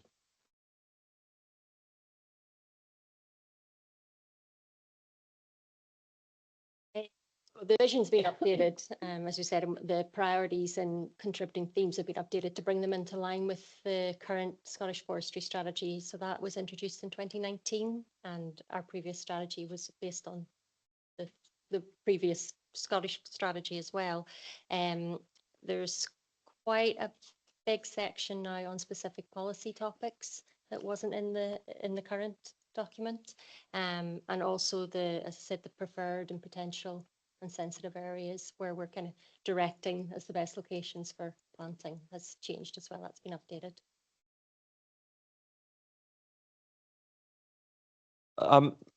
Is this a document that will be of a lot of use to council officers? So will they keep it in their desk drawer and kind of pull it out to regularly to refer to it? Because it seems to me an awful lot of work for you to, or perhaps more of you to have done. And I'm trying to grasp the value of it. And is it something that will be in use constantly, that planners will refer to regularly, and other council officers will pull out and think, ah, yeah, that's in that plan, I must look at that, and that's how we'll respond to a particular situation? So I think this document is needed and will be used across council functions. So yes, very much in planning and in planning responses, and it gives more ability for officers to say, actually, no, these trees are protected. So the woodlands of high nature conservation value, for example. So in planning, certainly in land use planning, definitely LDP3, but also we are a non-statutory consultee to Scottish Forestry. So we comment on about 95, 100 consultations every year for woodland creation, for felling permissions, for land management plans. And so this document is what we're going to, this document forms the basis of all our responses. And a lot of the, you were asking there about what's different. A lot of the policy guidance that's in this document is what we've been saying to Scottish Forestry and landowners, land managers for years, but it wasn't in our previous document. So this pulls it all together. This is really clear in terms of this is what we want to see in our trees, woodland forestry across Perth and Kinross Council. But it'll also be useful for things like our climate action plan. You know, we have an action in there about consolidating and linking all our existing tree policies. So not just on private land, but like our green spaces, you know, our own forests, to make sure that what we're asking of private forestry is reflected in our own as well. And nature networks is another upcoming theme where this aligns really nicely. So I take your point. It's a biggie. It's a chunky document, but yes, it will be used, and it'll also be used by Scottish Forestry independent of us, because that's what they'll say to applicants is it doesn't align with this strategy, therefore we can't support it financially. Thank you for that. Councillor Robertson. Right, can we just add, to add, sorry, on the, when Joanna has provided all the planning, but in terms of economic development, this is quite an important document for us in terms of business engagement. We run the roundtable discussion with the states, for instance, so and I think that's the type of document they you know, it will be used to develop that engagement with them, because some of the states have developed their own forestry and land management strategy, and are really developing this kind of diversification of economic activity. So this is a key document for that as well. I'm looking along the table to make sure no one else is. Councillor Robertson. Thank you, Vice Convener. I think everyone is a fan of trees and the way they enhance our landscape. The question I was going to ask is what guidance is given to land managers and landowners about the siting of trees? It brings to mind the M90, for example, has been along in a lot of our major motorways, a lot of trees are planted, and then 10, 15 years later, they send in contractors to clear the trees at vast cost and destruction to any habitat that's there. So I was going, as part of this report, can you tell me what consultation has gone into with these sort of agencies about the suitable places to plant trees? Yeah, it's a good point. And actually in this strategy and in our previous one, we speak about we want transport corridors. So we want planting alongside our main road network to give networks. But yeah, they should be planted, you know, a tree's length away, and they're not. And you can see that on the new A9 as well. So not much to date, but I think as this goes forward and as we start doing the detailed consultation that will follow hopefully after this committee, then that is something we're hoping to do at that stage. Certainly within, you know, local, you know, major planning applications, things like that, we have a say. But with the bigger organisations such as Bayer Scotland and Transport Scotland, that's when it is more difficult.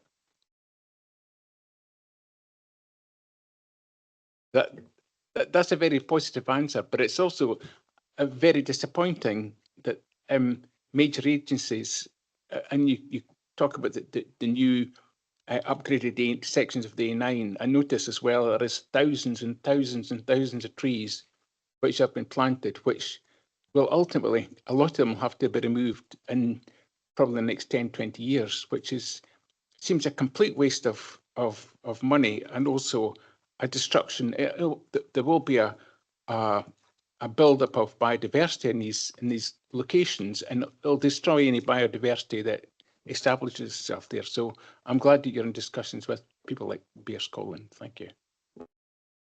Thank you. Councillor Watt. Thank you, Vice Convener. I note that there's a presumption in the guidelines here against single species. I mean, have the forestry sector not challenged this as they rely on quick-growing Sitka spruce for supply of timber for many applications? Are we not at risk of actually reducing investment in commercial forestry with this document? So everything that's in this document is aligned with the UK forestry standard. And it currently says that you can't have more than 80% of the same species. So it is important to say that this document does align with that, but I think we're emphasising it more because we're really trying to get the multiple benefits that you get from not just having stands of Sitka spruce. And I think in a changing climate as well, that's going to become more and more prevalent, because a lot of what's been spoken about in kind of wildfires is that when you have plantations of all the same species of all the same age, they're more susceptible to wildfire. So I think a lot of the conversations that are going on just now really emphasise this need for diverse woodlands in terms of species, age, structure. And I think we've developed this fully with Scottish Forestry, who we do meet annually with, and we're in partnership with. So I wouldn't think that would be a concern, but it's definitely something I'll pick up with them when we do more consultation around this document.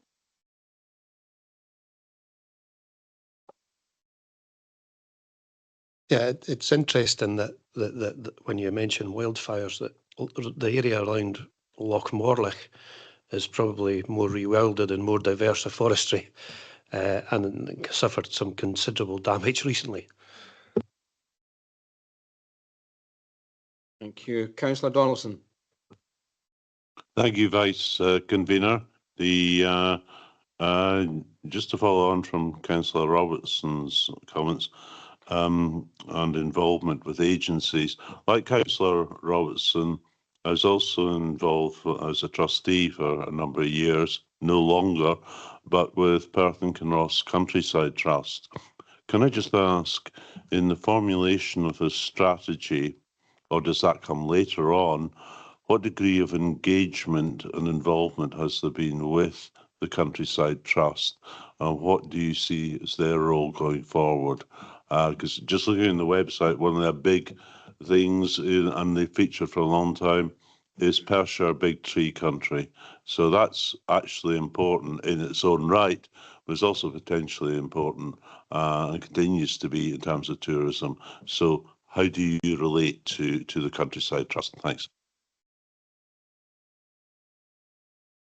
Yeah, I don't think we've done consultation with them yet, so that would follow now that we've got the kind of draft and where we think we want to be. That kind of consultation would kind of follow. We are involved in like the Perthshire Connections project that's run by them, so we have been involved in that level. We do reference Big Tree Country throughout, you know, for tourism, for job creation, for our woodlands of high nature conservation value, because, you know, a lot of our ancient woodland are big, majestic trees. So I think that kind of theme runs through the document, and we do encourage engage like to link to that and use it as an asset. But I think more of that consultation is needed and is noted, yeah. Okay, so with the Countryside Trust, that is to come over coming months, and I'm glad to hear that. I thought there might have been already. Okay. Thank you, Councillor Smith. Thank you, Vice Convener. I think some of my concerns were touched there by Councillor Watt. Wildfires, as you know, are a real big concern throughout the whole of Scotland. My worry would be that at the moment there's a lot of consultation going on between the different various organisations. The fuel level out there lying around the countryside is just unbelievable at the moment because of lack of land management, which has now been stopped. I think when you go planting a load of your forests nowadays, you're just asking for trouble. I've been through a few forests recently myself where you couldn't even walk through them, they're so dense. So as soon as the fire starts, you have no chance of putting them out whatsoever. So I hope that when the strategy is really thought about that wildfire, we just look at British Columbia, look at America at the moment, it's on fire. We will be on fire unless something changes dramatically, because what I see with a lot of your plantations is just a temptation for wildfire. And if you're asking people, which we all want to do, we all want to really go and enjoy the countryside, but we're getting so many irresponsible people now, and there is fuel out there. It really is a real concern. So I hope all the management is brought into having huge fire breaks and different management plans. Thank you. Was there a question in there, Councillor Smith? Well, the question is, yes, the question is that if you continue as you're going and you don't have a plan for fire breaks, etc., then you're asking for trouble. So is there a plan for fire break, etc., involved in all this? Thanks for your question. So any proposals are supposed to follow the UK Forestry Standards, which does build that in as part of the design, and also the long-term management plan should also look at maintenance and management of these woodlands and forests to stop that from happening. But we are aware with what has happened over the summer that it's a big issue, and we had discussions kind of prior to this meeting about looking at the strategy at the moment and whether we could maybe make that more explicit as part of it. And yeah, in terms of access to forests and woodlands for leisure as well and what that brings. So it's whether we can kind of bring that through to make it much more explicit. The fire in the Cairngorms was put out, right, by what? By a fire break, an artificial fire break brought in. So it was a lesson to be learned there. Thank you. Councillor Stewart. Thanks. I was actually going to ask almost the same question as Councillor Smith. I did a search through the document, and the word fire only appears 3 times, and none of it is in relation to fire prevention. So I think it would be really useful if there was mention of fire breaks, brush clearance, just as Councillor Smith was referring to. Sorry, that was a comment rather than a question after Councillor Smith had asked the question. There's been quite a few comments here, so I don't expect to hear any comments at the end. Councillor Harvey. Thank you, Vice Convener.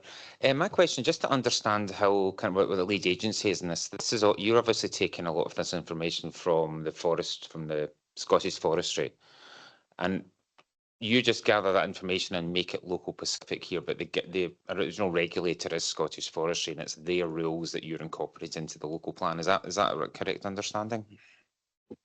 Yeah, that's correct. Yeah, we take the UK Forestry Standard and the Scottish Forestry Strategy and other policies linked to planning as well, because this is supposed to inform our local development plan too. So there's quite a range of policies that have to be considered. Yeah. But some are very specific to our area. So some of the policies, particularly around deer management, where we've been quite strong and we've said, you know, there's reliance on deer fencing. There are some areas, and where we're asking for like protected species surveys and things, they kind of go over and above what the Scottish Forestry Standard and Strategy ask for. So there's a mix of specific local to our, based on like the different, you know, all our upland habitats and things. So deer management is obviously a big issue for us here in Perth and Kinross. So it's a mix of both. Just to follow up as well then, is that, so that is a decision that you've made as a department then to enhance that based upon your understanding of it. And that probably explains why there's a lot more better deer fences up in the hills then now. But thank you very much.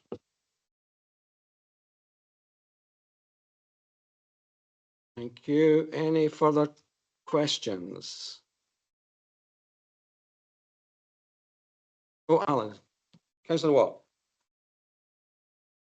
Just simply to ask, I can't see what it stands for, but what is WHNCV, shown my ignorance? It's woodlands of high nature conservation value. So that's been newly introduced through the Planning Act and NPF4. So it's new for us too. Thank you. Did you have a second question, Councillor Watt? All right. Okay. Thank you. Any further questions? No further questions. Then I will remove? No, I won't remove. I'll move the report. I would like to thank the authors for bringing forward what I have found to be a very clear, comprehensive and easy to read report. The draft forestry and woodland strategy sets out a strong and ambitious vision for Perth and Kinross, recognising the vital role that our forests, woodlands and trees play in tackling climate change, enhancing biodiversity and supporting our rural economy and improving the health and well-being of our communities. What stands out for me is the balanced approach the strategy takes. It recognises the importance of protecting our most valuable natural assets, including native and ancient woodlands, while also identifying opportunities for sustainable woodland creation that can deliver multiple benefits for both people and nature. The emphasis on climate resilience, nature restoration, access to the outdoors, community engagement and supporting economic growth reflects the priorities that are important to communities across Perth and Kinross. As someone who is enthusiastic about creating a greener, healthier and more sustainable future, I welcome the long-term vision set out in the strategy. It provides a robust framework to guide future decision-making and ensures that forestry and woodland management can make positive contribution to addressing the climate and nature emergencies while supporting jobs, tourism and rural communities. I wholeheartedly agree with the final paragraph on the appendices. Trees and woodlands are some of our greatest natural assets. By protecting what we have and planning carefully for the future, we can leave a lasting legacy for future generations while delivering real benefits for communities today.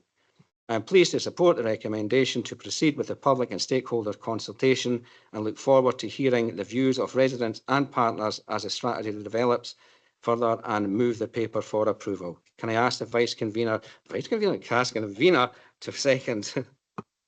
Yeah, I'm happy to second the report. The whole report is pulled from a lot of different sources, and a lot of it is national stuff. I'm particularly impressed with the way that we're tailoring it towards Perth and Kinross, which is famous for its woodland areas and its forestry and natural beauty.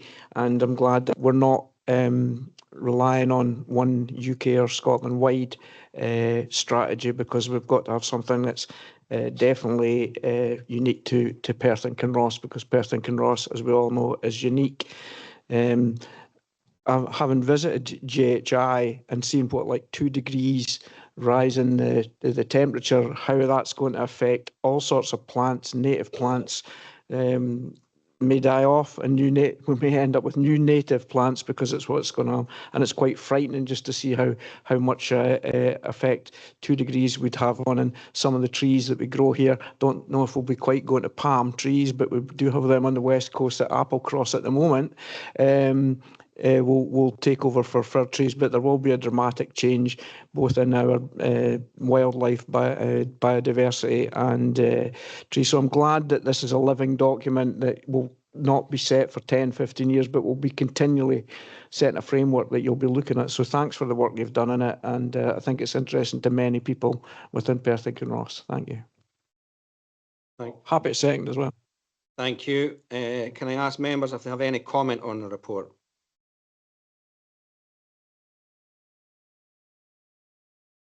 Councillor Watt. Thanks very much for the report, and it's very thorough. I think there could be a few things in consultation that come up in it, but I'm pleased to see that it may address some of the concerns we had in the workshop on LDP4 about the right tree in the right place around housing. I think the proper trees there that are not so fast growing and contribute more to the areas would be useful. So thanks very much. Thank you for that. See, there's no amendment, so can we agree the paper? Now hand back over to the convener. Thanks, Vice Convener. So we move on to the last final paper for today, paper 9, which is the Perth and Kinross Open Space Strategy draft, and we'll just wait for a couple of seconds till we swap over the officers. And we'll now have coming to the top table Dante Souza, and Andy Clegg. So I think Dante, you are going to introduce the report, and Andy will be there to answer questions with you. So over to you, Dante. Thanks. Thank you, Convener, and good morning, members. I'm pleased to present the draft Perth and Kinross Open Space Strategy for consideration today. This is the Council's first open space strategy and has been prepared in response to requirements of the Planning Scotland Act 2019. The strategy establishes a strategic framework to guide development, maintenance, and use of green infrastructure across Perth and Kinross. Open space is a vital part of successful places.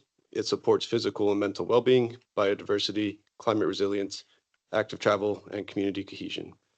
The strategy recognizes that these benefits are delivered not only by individual parks and green spaces, but also by the wider network of natural assets that connect communities and ecosystems across the area.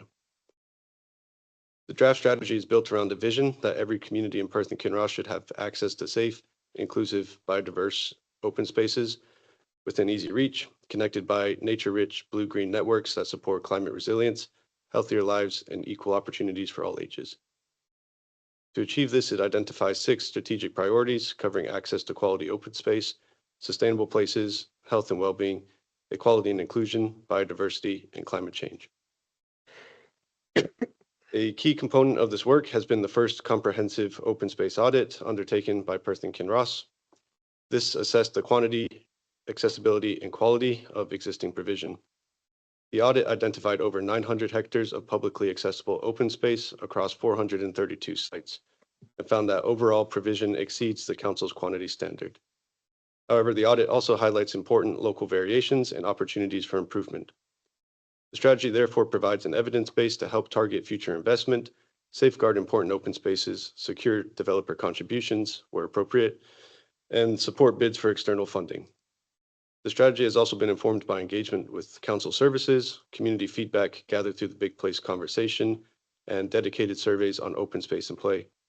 Together, these have helped shape the strategy and ensure that it reflects both the evidence and lived experience of communities. The recommendations before committee today are twofold. Firstly, members are asked to agree the vision statement set out within the draft strategy, which will provide the overarching direction of the Council's approach to open space and their networks in the years ahead. Secondly, members are asked to approve the draft open space strategy for public and stakeholder consultation. The consultation will provide an opportunity to comment on the strategy and the audit sites before a finalized version is brought back to committee for consideration and adoption. I therefore commend the recommendations set out in the report and welcome any questions. Thank you. Okay, thank you, Dante. So we'll open up to the chamber for some questions, please.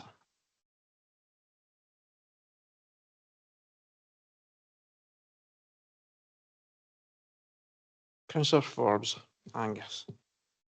Thank you, convener. Thanks for this report. I found it really interesting and easy to read, and I've only got a couple of questions on it. Some areas, and there are two communities in my ward, have put forward their own local place plan. I wonder what weight the council will give to the information that was submitted as part of that exercise. Yeah, so local place plans that were registered during the open space audit process, we ensured that the sites that they proposed in the plan that were important to communities were considered in the audit. So those that aren't already will be considered for open space designation in the local development plan. We've also included some policy wording around local place plans when it comes to proposals on designated open space, where if a community is proposed a suitable or appropriate type of development on a designated open space that aligns with the local place plan proposal, that we would be generally supportive of that. Okay, thanks. Angus, do you want to ask your other question, or is it? Okay. Okay, that's good. Thanks. So, Councillor Willie Robertson. Thank you, convener. I thought it was a really interesting paper to read, and I enjoyed reading it. Can I ask about the maintenance of our open spaces? And the reason I ask that is because I don't know what it's like in other areas of Perth and Kinross, but there are certain areas of Kinross that have got estates which now have had trees planted 30 years ago, for example, which have way overgrown what they should be and are having an impact on neighbouring houses. And much to the upset of the householders when the tree roots are undermining their foundations of their house, and it destroys the use of their gardens. So that's one cost implication about the use of open spaces. And the second thing was there's now large areas in parts in Milnathorpe and Kinross which are now unusable because of the Grow Wild scheme.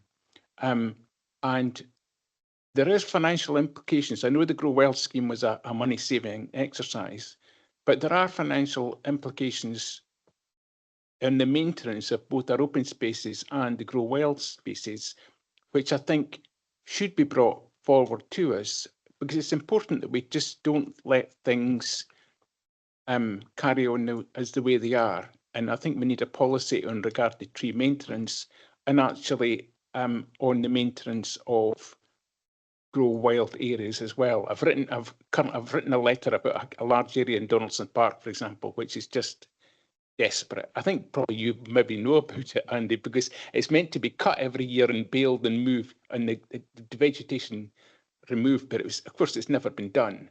So can I have a general idea of where we're going with these issues? Thank you. I'll take the first part and then to Andy, because I've raised it myself quite often, is that, and I think that planning are looking at the trees that are built next to, put in next to houses to be a lot more thought through than they were years ago. And as I know that along with yourself, they grow up and rub against rowans and everything, and it's our policy not to take down a healthy tree, which doesn't help when they're interfering. So I think within planning, and maybe that part of the question, maybe Nicola wants to speak to about the choice of tree will be improved in the maintenance of it in new housing developments. And then let Andy take on the other bit, or whoever wants to answer the question from Willie on the first part's fine. Thank you. Yes, in terms of, part of what Joanna's role and Paul Kettle's role is making an assessment on a development that comes forward. So looking at the landscaping, the planting, absolutely. So I appreciate there may be occasions where the planting hasn't worked or hasn't been maintained. It may be that it was planted correctly and in the right location, but then hasn't been maintained. And clearly that will depend on whether that's a private site and the maintenance is picked up by a company, or whether that is a PKC site, and Andy can come in on PKC on that side of things. But it's very much in terms of what comes in through the planning application, we are assessing it. Clearly, we would never suggest that a tree that is going to grow to whatever size it would be is put immediately next to a house. So there's an element in terms of enforcement, I suppose, to some degree, in ensuring that that planting is put in the right place. But I think a lot of it is around the maintenance of those sites once they've been planted. And I think a lot of it's historic, way before even any of our, well, maybe not me, but some of your time that they've actually been planted. Andy, did you want to come in on that? Yes, thank you, Convener. Thank you for Councillor Robertson. So we do have actually two policies that cover the trees issue. The first is our tree management policy, which covers particularly trees next to houses and overhanging gardens and that sort of thing. So there's clear guidance online about that. The policy was very much driven by resources available at the time. And it's a risk-based approach that we take to tree management. So it's more if there's dangerous trees that are going to affect a lot of people or specifically affect property. So we'll take action in those cases, but just if they're close to buildings, unfortunately, the resource isn't there to deal with those sorts of trees. And there are a lot of them. And as Nicholas said, I think we're trying to tackle that through the planning system. Also, our tree planting policy, which was recently approved, sets out the distances that trees should be planted next to gardens or to houses. So hopefully that will prevent future trees being planted too closely, certainly on any ground that the council takes over and takes responsibility for. The Grow Wild's also covered by a policy, and we shouldn't be having large areas that are preventing people using parks for recreational purposes. The idea of the Grow Wild was really to try and concentrate the wildflower or long grass areas in areas that are less used, so margins of parks, around trees to avoid having to mow around obstacles and that sort of thing. So if there's big areas of parks that aren't being used by the locals, we're quite happy to come out and do a mapping exercise with those communities to try and improve the areas that we are mowing or not mowing, as the case may be. And the policy has very much shifted from, there was budget savings at the time, very difficult decisions for the council to make, but it's moved on since then. There's been a reinvestment by the council in some of the maintenance resources that we have available, and we're taking a much more positive approach on it now, looking at biodiversity and trying to deal with the crisis for habitats. We've got to do our bit as much as everybody else on that. So that's it. I hope that's helped. Thanks for that. I think that's really helpful, and I'm encouraged by your response. Under the current regulations, a householder can cut back overgrown branches over their property, but I know a number of occasions if they actually did that, it would completely unbalance the tree. So you'd have half a tree, which would make it unstable, and if they cut the roots back from their foundations, it would actually, the tree would be unstable and probably die. So I want to flag up the cost implications for the council for mistakes that have been made in the past with regard to planting, and I'm really pleased to hear, Andy, that you've actually got that on board. I would expect you to have it on board anyway, but I'm really pleased you've got it on board, and I look forward to hearing further in the future improvements in that. Thank you.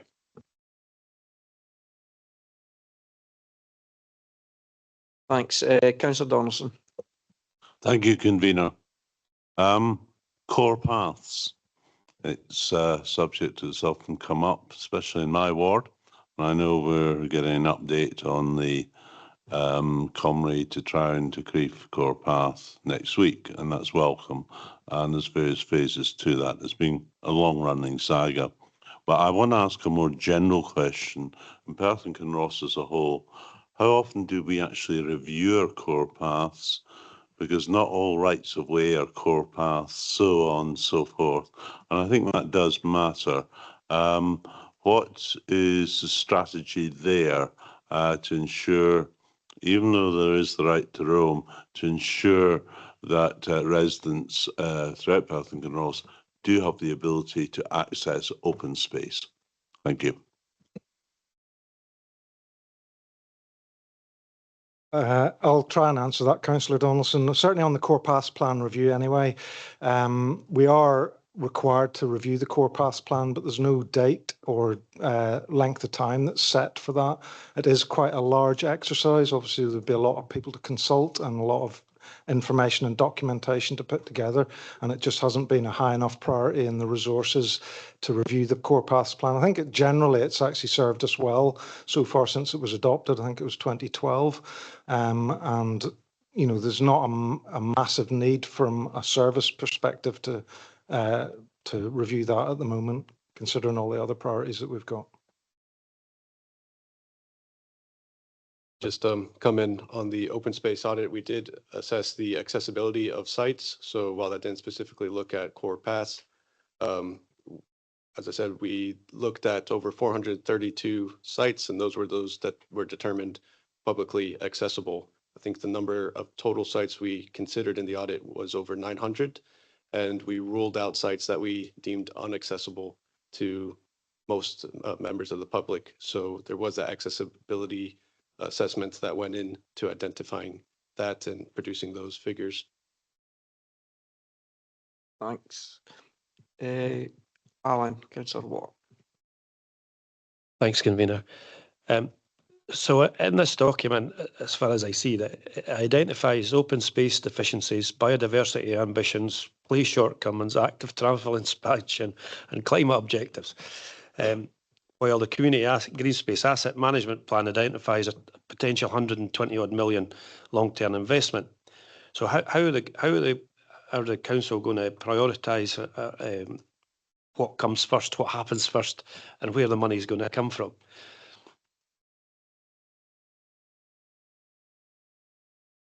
Andy, thank you, Councillor Watt. I mean, obviously the priorities are set out in various documents. So, for example, the play strategy that we've got that links into the work that Dante's been doing would set our priorities for investing in play areas.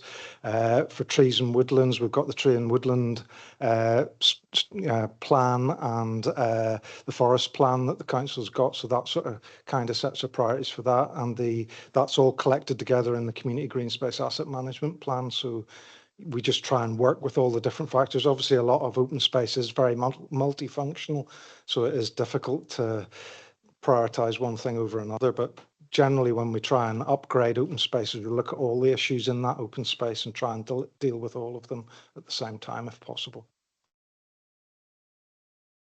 Thanks. Councillor Donaldson again.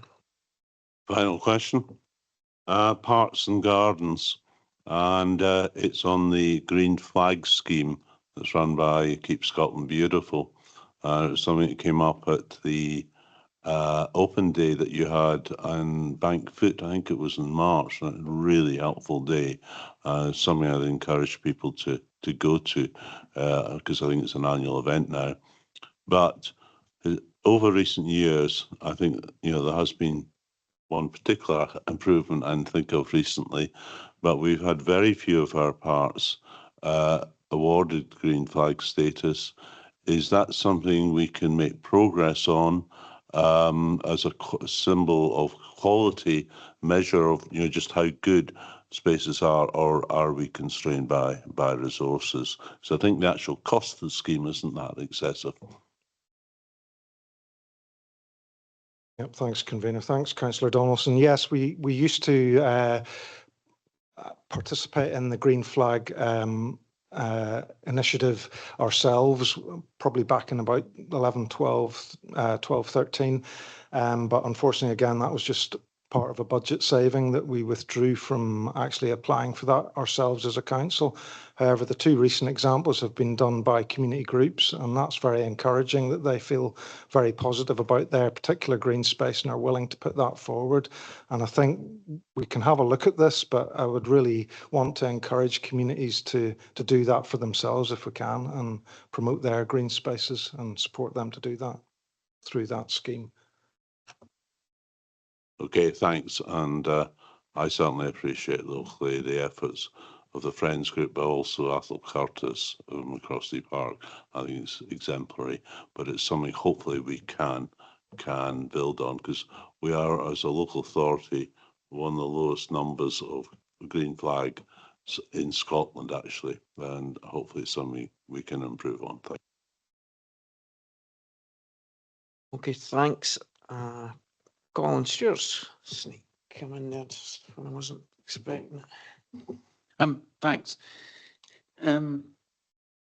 My question relates to the section on adoption and maintenance of open space. This is talking about where open space is built into development and how it's adopted and maintained once all of the properties are sold. I'm just wondering if there's a slight contradiction here. On page 215 of our packs, there's talk about the areas that a council would adopt, and it's public priority open spaces. The council will adopt only priority public open spaces. And then in the next page, 216, in terms of private maintenance arrangements, it says that council adoption of all public open space within a development is preferred as a simpler process. Are those two things not saying something opposite, contrary to one another? So this particular policy wording was drawn from the policy on maintenance options for public open spaces, which was approved in 2020. I think what you're referring to on the first page are the two options that are set out. So the first is where the council would adopt public open space in new developments, and that's pretty much everything except for the small areas of amenity planting in small open spaces, which do not benefit the public, whereas the priority public open spaces would be your parks, play areas, sports pitches. So in the following page, under private maintenance arrangements,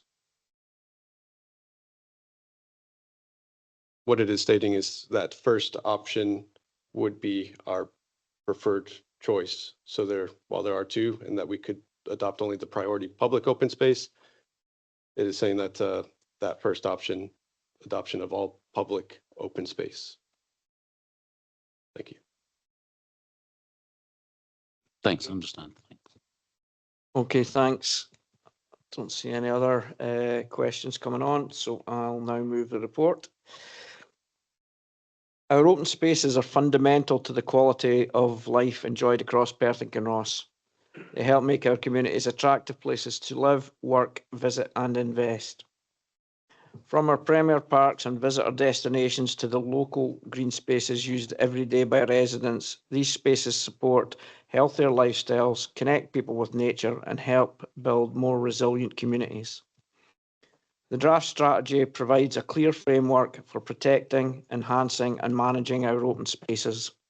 It seeks to ensure that everyone has access to quality open space close to where they live, and that these spaces are planned, designed and managed to deliver multiple benefits for people, places and nature.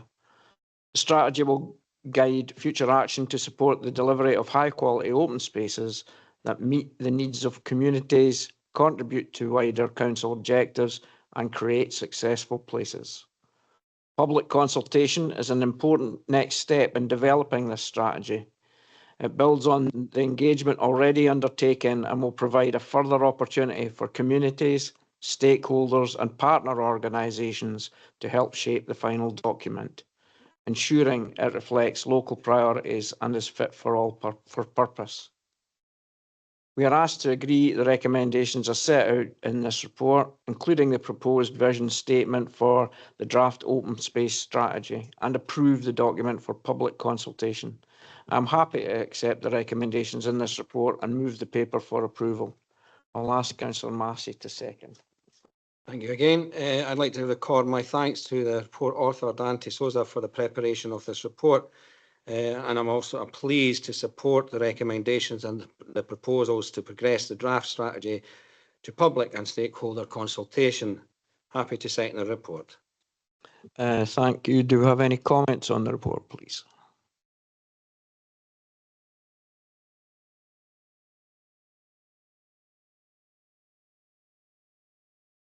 It must be getting pretty near lunchtime. As I see no comments on the report, and I would just like to, probably on behalf of everybody here, to thank you for the work that you've done, and look forward to seeing it going out for consultation and the responses that come back in for it. So thanks for bringing forward this report and answering the questions so well. So thank you, Dante and Andy. So were you? That's the end of that paper. Oh, right. Can we move this paper? Do we agree the paper? Yeah, thanks. Councillor Robertson, you intimated you wanted to ask me something. Yes, I do. Can I take this opportunity to, with both having the convener of economy and infrastructure and the convener of planning sitting in front of me, can I ask if it would be possible to bring forward a policy on data centres? Given the huge impact that in both water use and energy that a data centre might have within a community, I think it'd be quite good if we had a policy paper before us to let us see how we would handle applications coming forward in the future. Because I think applications will almost certainly come. So I would welcome your thoughts on that request. Thank you. Personally, my thoughts haven't really been there at all, but I have to admit, but I'm quite happy to ask. Ian's going to answer that for you, if that's okay. Okay, after the Octa tool development, after the Octa 2 development broke, I checked with planning. There are no data centres planned for Perth and Kinross at the moment. In relation to guidance, we have to follow national guidance from the Scottish Government. And as you'll know, they've put out all data centres have to have an EIA now, I believe. Correct me if I'm wrong, please. Nicola can maybe answer a little bit more in depth. Yes, thank you. I think, as it has been noted, we're very aware of digital data centres rather coming forward. In terms of if something came forward now, there's not a policy within LDP2. You know, we weren't talking about data centres at the time that LDP2 was written, and as Councillor Massey has noted, we would use MPF 4, but in terms of what you would be considering, we do already have policies that would consider landscape, biodiversity, the principle of it in terms of employment considerations as well. So it's not that we would be lacking with not having a policy through LDP2. We would use the policies that we already have.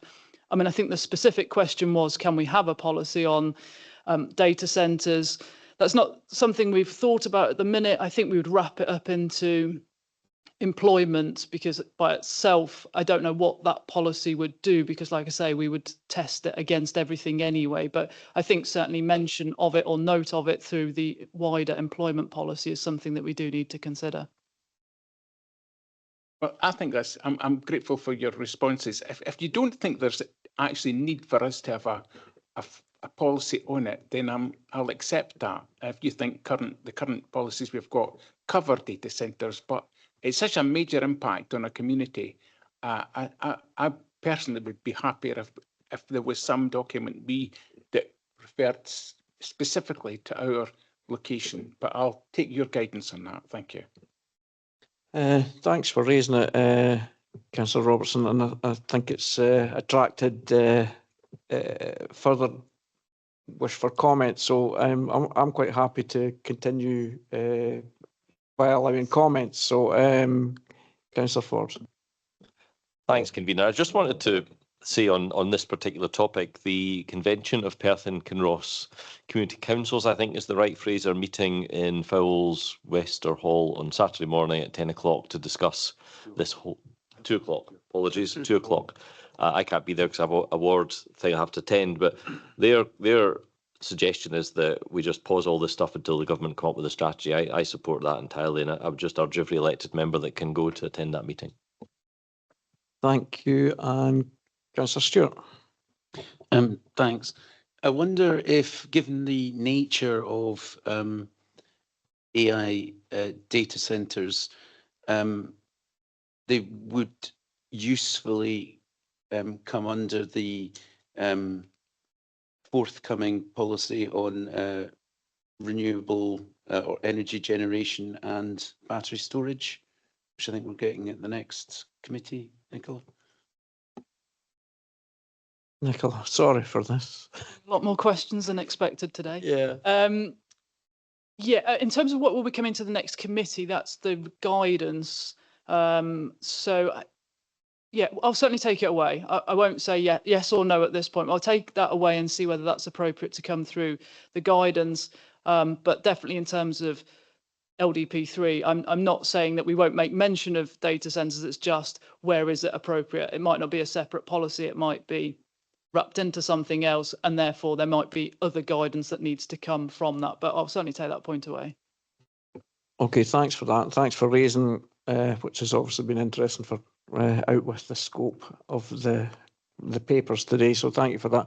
So I think thanks, Nicola, for answering these questions that you were not expected and the responses. So I think we can wrap this up now because that's the end of the end of normal business, and formal business was about 5 minutes ago, 10 minutes ago. But we can go and enjoy the rest of your day. Thanks for coming along today and your views.